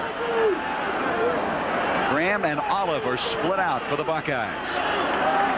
Line of scrimmage at the 40. Fry, play action fake, pulls up, throws incomplete. He's thrown a couple balls low. Remember the one he threw, it hit the guy in the helmet. Yep. Coming off his hand low. Must have the tip of the ball down on his release. A couple of times that's happened. Ellis, the intended receiver, and of course that's the son of Jimmy, who was just with Becky Dixon a while ago. Eric Hill defending on the play. 3:29 now left in the game. Next week, Ohio State meets Illinois, and this LSU team goes to Florida. LSU, 6th ranked coming in here. In one poll, 7th in another. It'll be 3-0. Hand off, Snow. And Snow inside the 35 to the 33. Sancho made the stop. There's another penalty flag. Stop by running Sancho in Osbury. Flag on the play.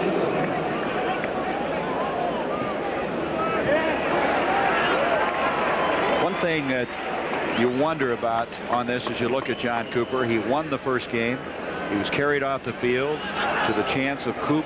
People were a little bit dismayed by last week. They lose here. When does the honeymoon end for a coach? Oh, it's ended. And he knows, he knows that he may not be the caliber of football team everyone would like him to be just because he's the new coach, you know. But it will eventually be and probably go beyond expectation. Maybe not this year or next year, but once his whole program gets going. Well, they have proved something today to themselves. They're a better football team than maybe people thought they were after last week. Coaches included. You're only good as your last ball game. That's right. Here's Fry being spun down by Sancho. Sancho's played a whale of a game. That's the 20th career sack for Sancho. He knows where the quarterback is. He takes a direct route. And this is not a gambling type defense where you get a lot of opportunities as a linebacker to come. He's coming from right here, number 52, Ron Sancho. Here he is. He's coming from the outside. He whips the fullback's block right there. That was not a real good block. He gave him that little push block. You aren't going to be able to push him. Scott Graham is going to get chewed out by the coaches when they evaluate the caliber of that block. Well, they're chewing him out right now during this timeout. So Ohio State. And we won't put it on the air. So there's Fry. Fry was quite a high school player in St. Xavier in Cincinnati. Had some great games. One game in particular against Cincinnati Moeller. He threw for 487 yards. Can you believe that? He just came out in the shotgun playing those Moeller teams, which through the years have just been nothing short of sensational. Yeah, it's funny how the game has changed. When I was a high school coach, it was almost chicken to throw the ball. What are you afraid to take us on and run at us? You know, we went through the season and won the championship and threw 29 passes. That's the truth. And won the championship. You were a coward as a coach if you threw the ball those days. Well, you got to throw now, don't you? Oh, you bet. I tell you, you didn't have a Tommy Hodson, or you might have. No, I had a Ray Plate. Well, that's good. right. Okay. I tell you, about 90% of the passes we threw was such a surprise. Everyone wide open. Well, next week it all begins in the Big Ten, the second season, Big Ten Conference play.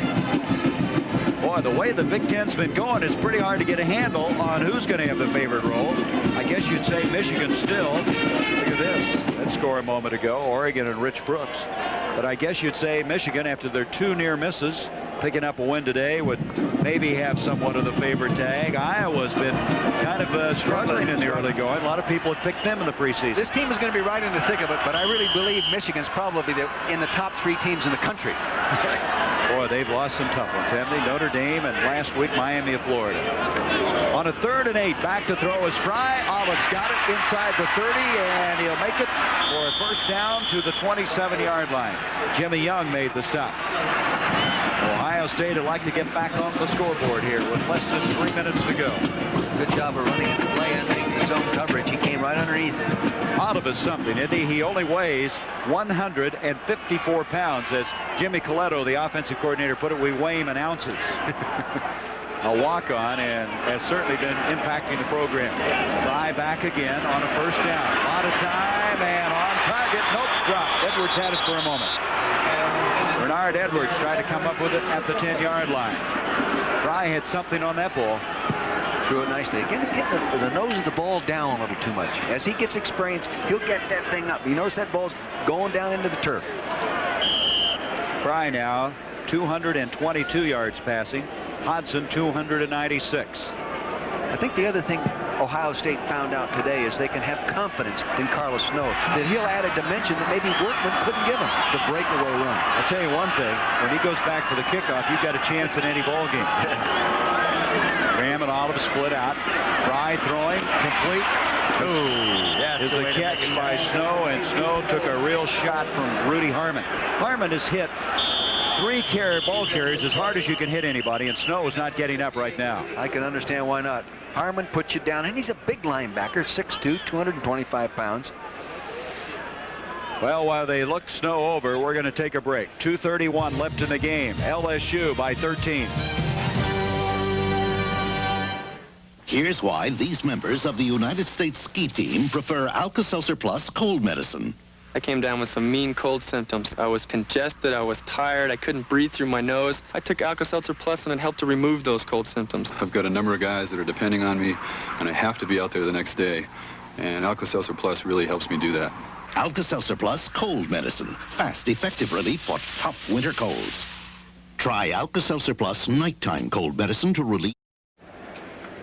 33-20, the men from the South, from the Bayou country. Cajuns from the Baton Rouge, Louisiana area have come north, and they have been impressive. You know, they're talking a little bit about maybe challenging for the national championship, and they play the right people on their schedule. Oh, do they ever? They got Miami and Florida. Yeah. Hey, they have a shot. Just hadn't heard him today. Fry back to throw now on a 3rd down and 8, and it's over the middle. Graham to the 5, 1st and goal. That same type of thing, clean it out and run the delay pattern underneath. They're lining up, Gary, right on the line of scrimmage. And they're going to go without the huddle. It looks like 1st and goal. Jeff Graham seeing a lot of playing time. They played a lot of guys in this football game. No, they're going to a huddle, but it's... Yep, there they will now. I want to thank our producer, John Ferrazis, our director, Bill Webb, Doug Schmidt, our technical director, David Kiviat, associate director, Mark Smith, our technical manager, unit manager, Bob Bronman, and also Manny Cabral and Russell Brooks, our PAs. Oop, blitz. Yep, Fry throwing out of the end zone. Edwards, the intended receiver. That'll stop the clock with 2:01. They brought Ray McCory right off the corner. You see, they're using man in motion. Now, you can see right at the bottom of your screen, they brought the corner. Now he's forced to throw quickly. He's a big, tall basketball player, but he can't get it in time to keep his feet in bounds. He's so graceful. Yes, he is. 2nd and goal now from the 5. Fry now 21 of 33, 243 yards. He's grown up a lot today. This time, Graham will be split out along with Bobby Allen. Thanks also to our statistician, George Hill, and our spotter, Bill Friel. Good job, guys. In motion goes Bobby Allen. Snow's back in the game, and Snow fighting for the goal line. Touchdown. Right onside kick. So a guy who was shaken up has come back in to score the touchdown. Just the good old-fashioned eye play. Get the ball deep like everybody does from the high school days on up from Pop Warner even. There they hand it deep. Good blocking by the offensive line. Clears a hole up inside. He just takes it to the goal line. You know, it's amazing. You look at LSU coming into this game.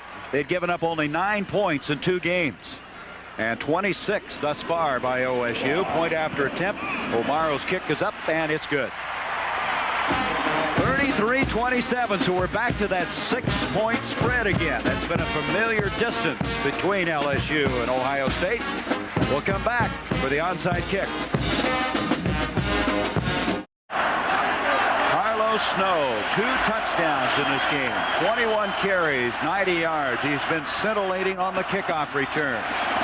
He's the man of the day for OSU, and now down by 6. The Buckeyes getting ready now to onside this one with 1:56 left in the game.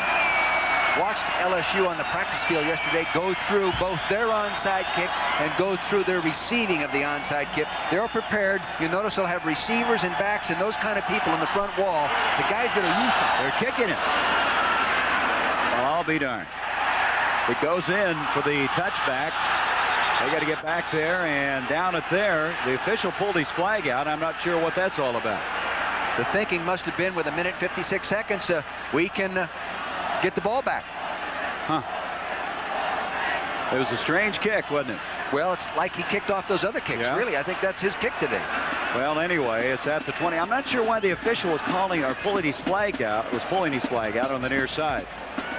There's an illegal procedure, is there? I did not see it. Let's wait. Well, they were expecting an onside kick, and they're mad that they didn't do it. Are they going to pick up the flag, it looks like? Yeah, they got to. The kickoff goes into the end zone for touchback. So it is a touchback. Disregard the flag. That's twice now they've picked it up. Well, I'm surprised. Really surprised they didn't try the onside. So am I. I am very surprised. But he's just got to figure they can get the ball back. But, you know, you're trying to defense right now. A heck of an offensive football team that's been moving the ball up and down the field. They have 2 timeouts remaining, Ohio State does. LSU has all 3 of theirs. You might as well line up 8 people up there and come after him. Hudson gives to Fuller. Good reaction. Guess who made the play? Yes, sir. One of the Sullivans again. You Mike bet. this time. You bet. Well, they didn't get much on that. Now the Buckeyes asked for it. No, wait a minute. They're pointing towards LSU calling a timeout. No, wait a minute. The official pointed the wrong way. Now he's pointing the right way. Even officials get confused once in a while. Oh, no kidding. No kidding. How long have you been in the booth? Huh? I've been around you too often, I guess. It's starting to get to me. Anyway, there was no gain on that last play. Maybe a half yard at most. Sullivan just made a very, very good play defensively. Well, the Bosch Grand Prix coming up. We talked about that. Excitement of over 160 miles per hour. Yeah, the Andretti's ought to own that up there. They only live a few blocks from the track. Well, you mentioned Bobby Rahal, Danny Sullivan, Al Unser Jr., and more all go out. 200-mile contest. That begins at 4 o'clock Eastern, 3 o'clock Central Pacific tomorrow on ABC. And then Monday night, the Raiders. The first start for Jay Schrader against this guy, John Elway. What a tough place to start. Oh, I guess. Here we go. Second down, virtually 10 yards to go. Ohio State with 1 timeout remaining. Line of scrimmage, the 21-yard line. The crowd really hooping it up now. Hodson, bootleg, running the far side, and he loses yardage to the 18-yard line. And they're going to use another timeout, are they? Let's see. Someone called it. Yep, they've stopped the clock anyway. It is a timeout, Ohio State. They use their final timeout. The line of scrimmage, 18. That is a very unusual call. Well, they felt that the defense would be flying. They ran the #1 running play they have in their offense that they run more than any other play. The power O off tackle, pull the guard, lead the fullback, give to the halfback. They figured they'd get great pursuit and the quarterback would keep it. I can see that kind of thinking. It didn't work. But they're not all going to work. Yeah, because like you called the play, you did so much explanation. No, but I've done that same thing myself. Okay. We won the 9th game of a season in 1978 on a play similar to that. Okay. And you convinced it was me, the Coach. first winning year. Okay. I'm convinced. I don't question that call at all. All right, 3rd down, 12. Now they have no timeouts left. Hodson with a 296-yard day and 2 touchdowns comes into the huddle. They stop him here, and they'll get the football. Will they run it or throw? They'll want to stop the clock with an incomplete pass. Moss and Lee split out.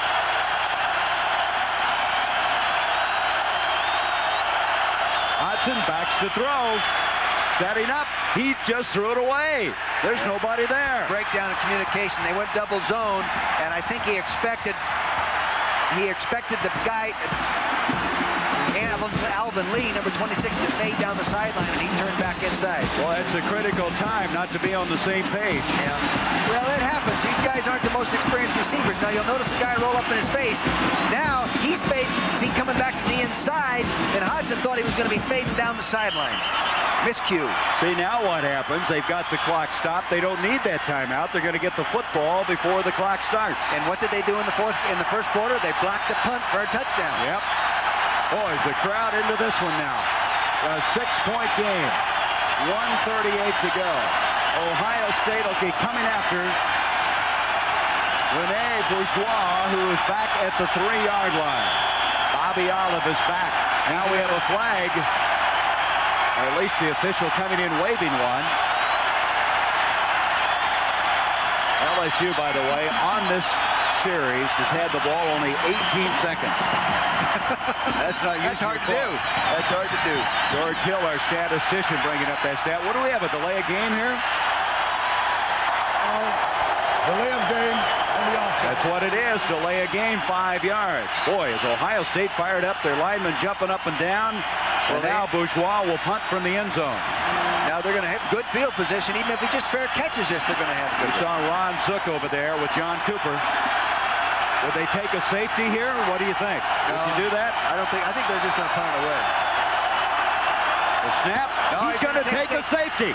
He's trying to run out of the back of the end zone, and it'll be 33-29 with 1:34. Now, Ohio State will still get the football.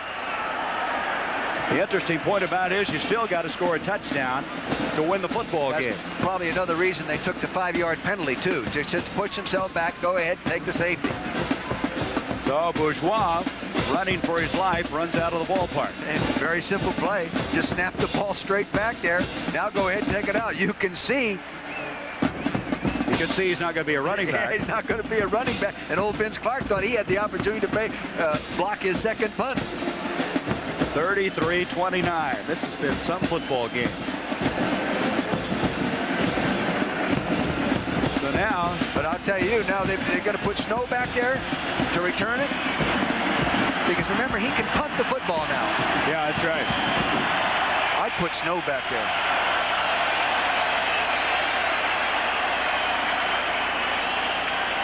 There's 1 minute and 34 seconds going. Boy, they just didn't waste any time, did they, on the clock? Amazing stat. It was 18 seconds prior to that last snap. Yeah. So they burned up a total of 22 seconds on that series. I imagine Coach Archer will sit down and talk about that sequence when they go back home. Now the punter has to be concerned. It's just of over-swinging, over-kicking with that leg and trying to say, hey, no rush. I get the form, fit the ball in my hand. I'm going to boom it out of the back of the end zone. And you know what happens many times? They flub it. It's just like swinging a golf club too hard, you know? Bourgeois, who took the safety, will punt it. Graham and Oliver back deep. They don't have Snow back on this because they expect the punt to be fielded. He hits it. Olive is going to take it at the 32, 35, 40, 45, and he breaks the tackle. He's gotten to the outside, to the 45, to the 40. He's to the 39 of LSU.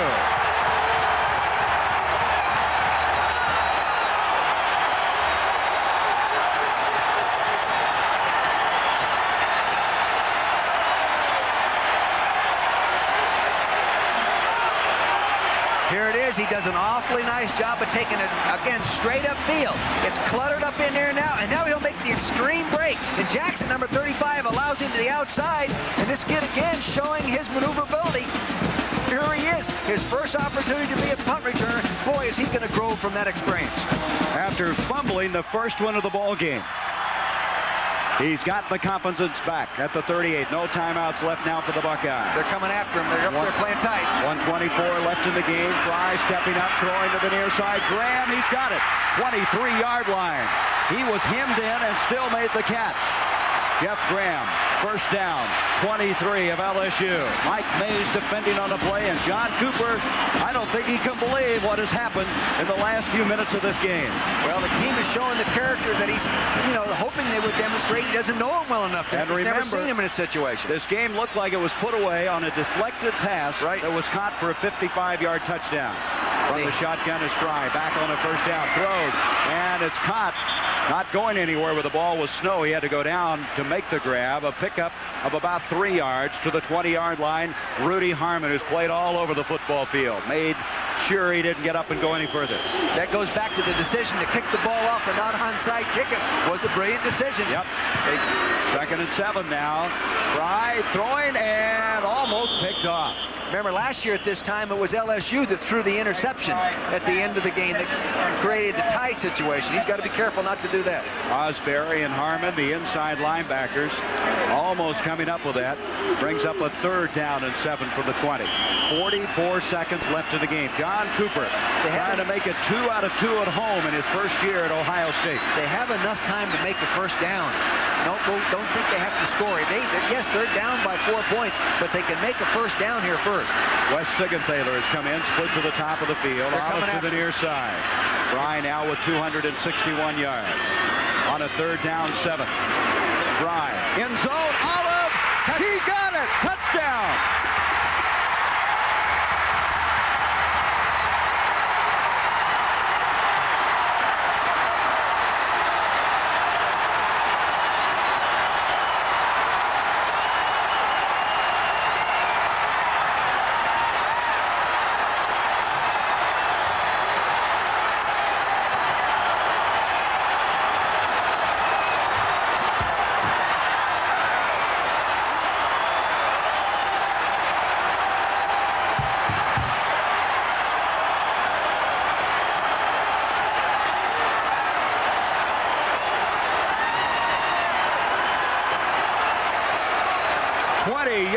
Strike. Bobby Olive, a walk-on. Adam Morrow, point after. This is important now to give him a 3-point lead. The kick is up. It's good. It's 36-33 with 38 seconds left in the game. This is a very standard inside the 20-yard line pass pattern. It's a short post pattern, straight drop back pass thrown in rhythm. You'll go to the left side of your screen. Now he sets up in 5 steps, plants, and fires right in the hole. You'll see to the left corner. Throws it out in front of him. Olive goes down, makes the first touchdown career catch of his life. And here it is. Is that a big one?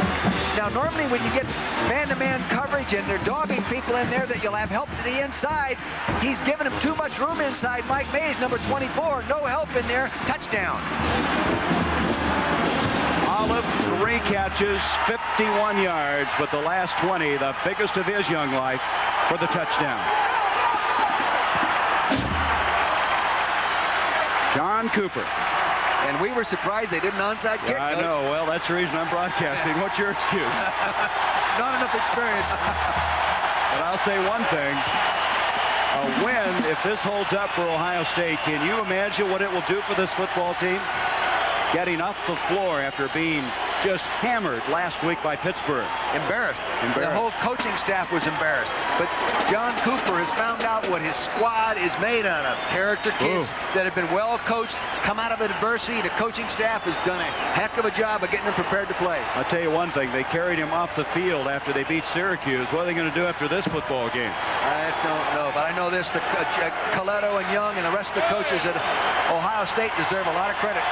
38 seconds left. Now, LSU has all 3 of their timeouts left. Remember, earlier in this game, Vincent Fuller, who is back for LSU, returned to kick off 59 yards.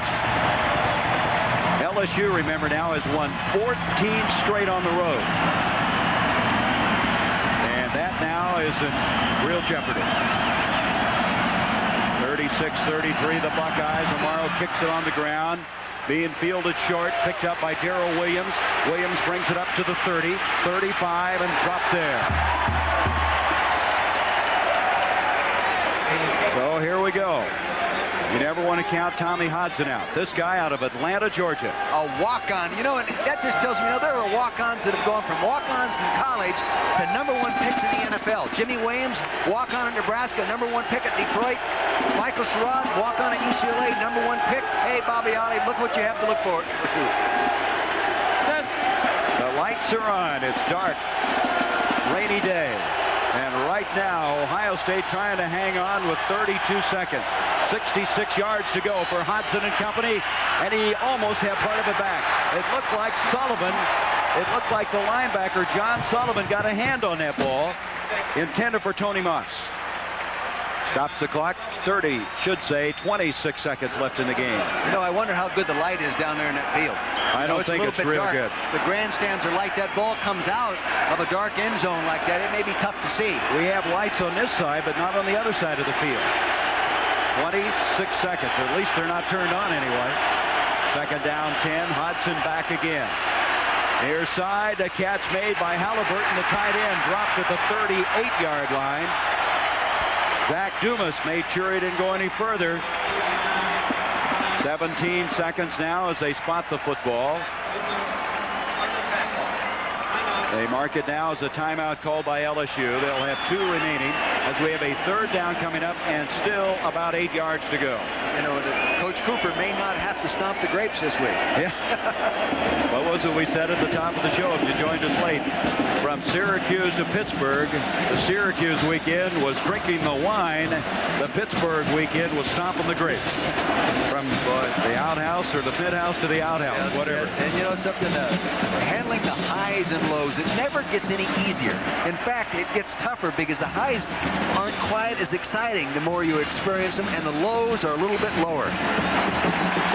You've been there. I've been there. But you know, with a guy like Hodson sitting there in the saddle, this score could change again.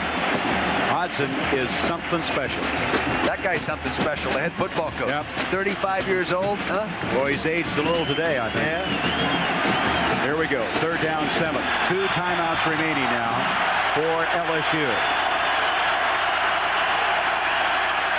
Hodson, his receiver didn't see it.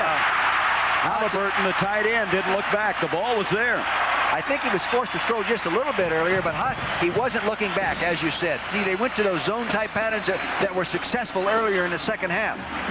Stops the clock with 13 seconds. Hodson has 299 yards passing, and it's still not enough. 20 of 39. I don't know what it's like in college football statistically, but 300-yard passing games and plus in pro football, you only win about 48% of the time. 4th and 7.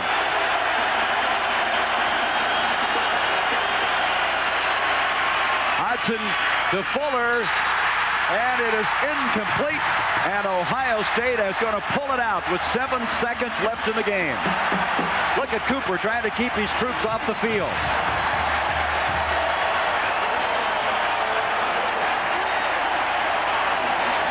Let's go back to this last play and pick up on tape the reactions of the coaches. Here they go. This is Cooper. Oh, God. I'll tell you, that's got to be one unbelievable feeling. And then on the other side. Oh, boy, that hurts. But he's got enough class. Now, he'll do next week what Ohio State did this week. Bounce back. They go to Florida. That won't be easy, but look at Cooper now. He's starting to wave the towel, and that was something he started at Arizona State, getting the crowd into it. His way of thanking the crowd for their support. What a victory. They just snatched this one out of... They fumbled it. There's by the way, a penalty flag thrown, too, on this snap. I don't know if they fumbled the ball or not, Dick. Yeah, they fumbled the snap. Did they? Yeah. Fry falling on it.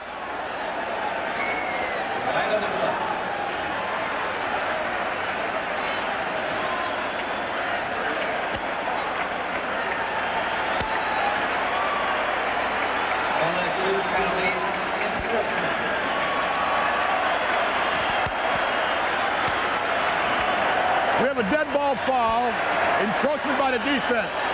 When the timer puts 7 seconds on the clock. They need a second back on. This game started in the sunshine and now almost completely dark. The stage down there has been something today. Bobby Olive now is way back as a safety valve as they take the snap, and that'll do it. And the celebration begins. There's still 2 seconds on the clock. I don't know why. I don't either. Look at the red. I guarantee you they're not going to get them back on the football field. John Cooper, his team 2-1. They may try to get him back out. There's still 2 seconds on the game clock. Players are going to the locker room. They're trying to get him to clear the field. Good luck. So the final score here is LSU going down to defeat to the Ohio State Buckeyes, 36-33, but they do have 2 seconds left. So here they come off the field. I don't understand why the clock was stopped. They took the snap. There was no way. Yeah. I guess they must have gotten the timeout call. I did not see the timeout signal. LSU had the timeout to use if they wanted to. That's probably what they did. They called timeout. Ohio State thought that the time had expired. So you talk about being a traffic cop right now. They got the right people on the field, huh? They got the traffic cop. You know, I would assume that maybe Mike Archer could come over and say, let's just call it. I don't know if you can do that. But they've got to get 22 players out there. They only got 3 from LSU. Now they're up to 5 or 6. Well, now that some of the guys returning from the locker room. Yeah, I think they've just called it. I don't think they're going to play anymore. Ladies and gentlemen, after the conclusion of the band, at the conclusion... I think they have called a penalty maybe on the home crowd here and against Ohio State. They're not going to guess anymore. Let's just wait and see. Not within the ranks, there could be injuries to the band members. Ohio penalty, non-contact. Now they start the clock up again. After all that, they started up and the game is over. Ohio State, John Cooper with a 36-33 win. An amazing come-from-behind win as they trailed 33-20 with 4.5 minutes to go in the game. They're able to pull it out. The final score, once again, Ohio State 36, the Tigers of LSU 33. John, congratulations on an emotional win. You said if you could stay in it through the first half, you'd have a good chance. Well, thank you very much. It's one of the most emotional victories I've ever been around in my life. This team played their hearts out. We needed it. It's a great victory for us. What did you learn about this team here today? Well, we didn't quit. I can tell you that right now. We certainly didn't quit, and I think that goes to show you if you hang in there and really, give it your best shot and are lucky like I am. I got my lucky Buckeye. Well, then you got a chance to win.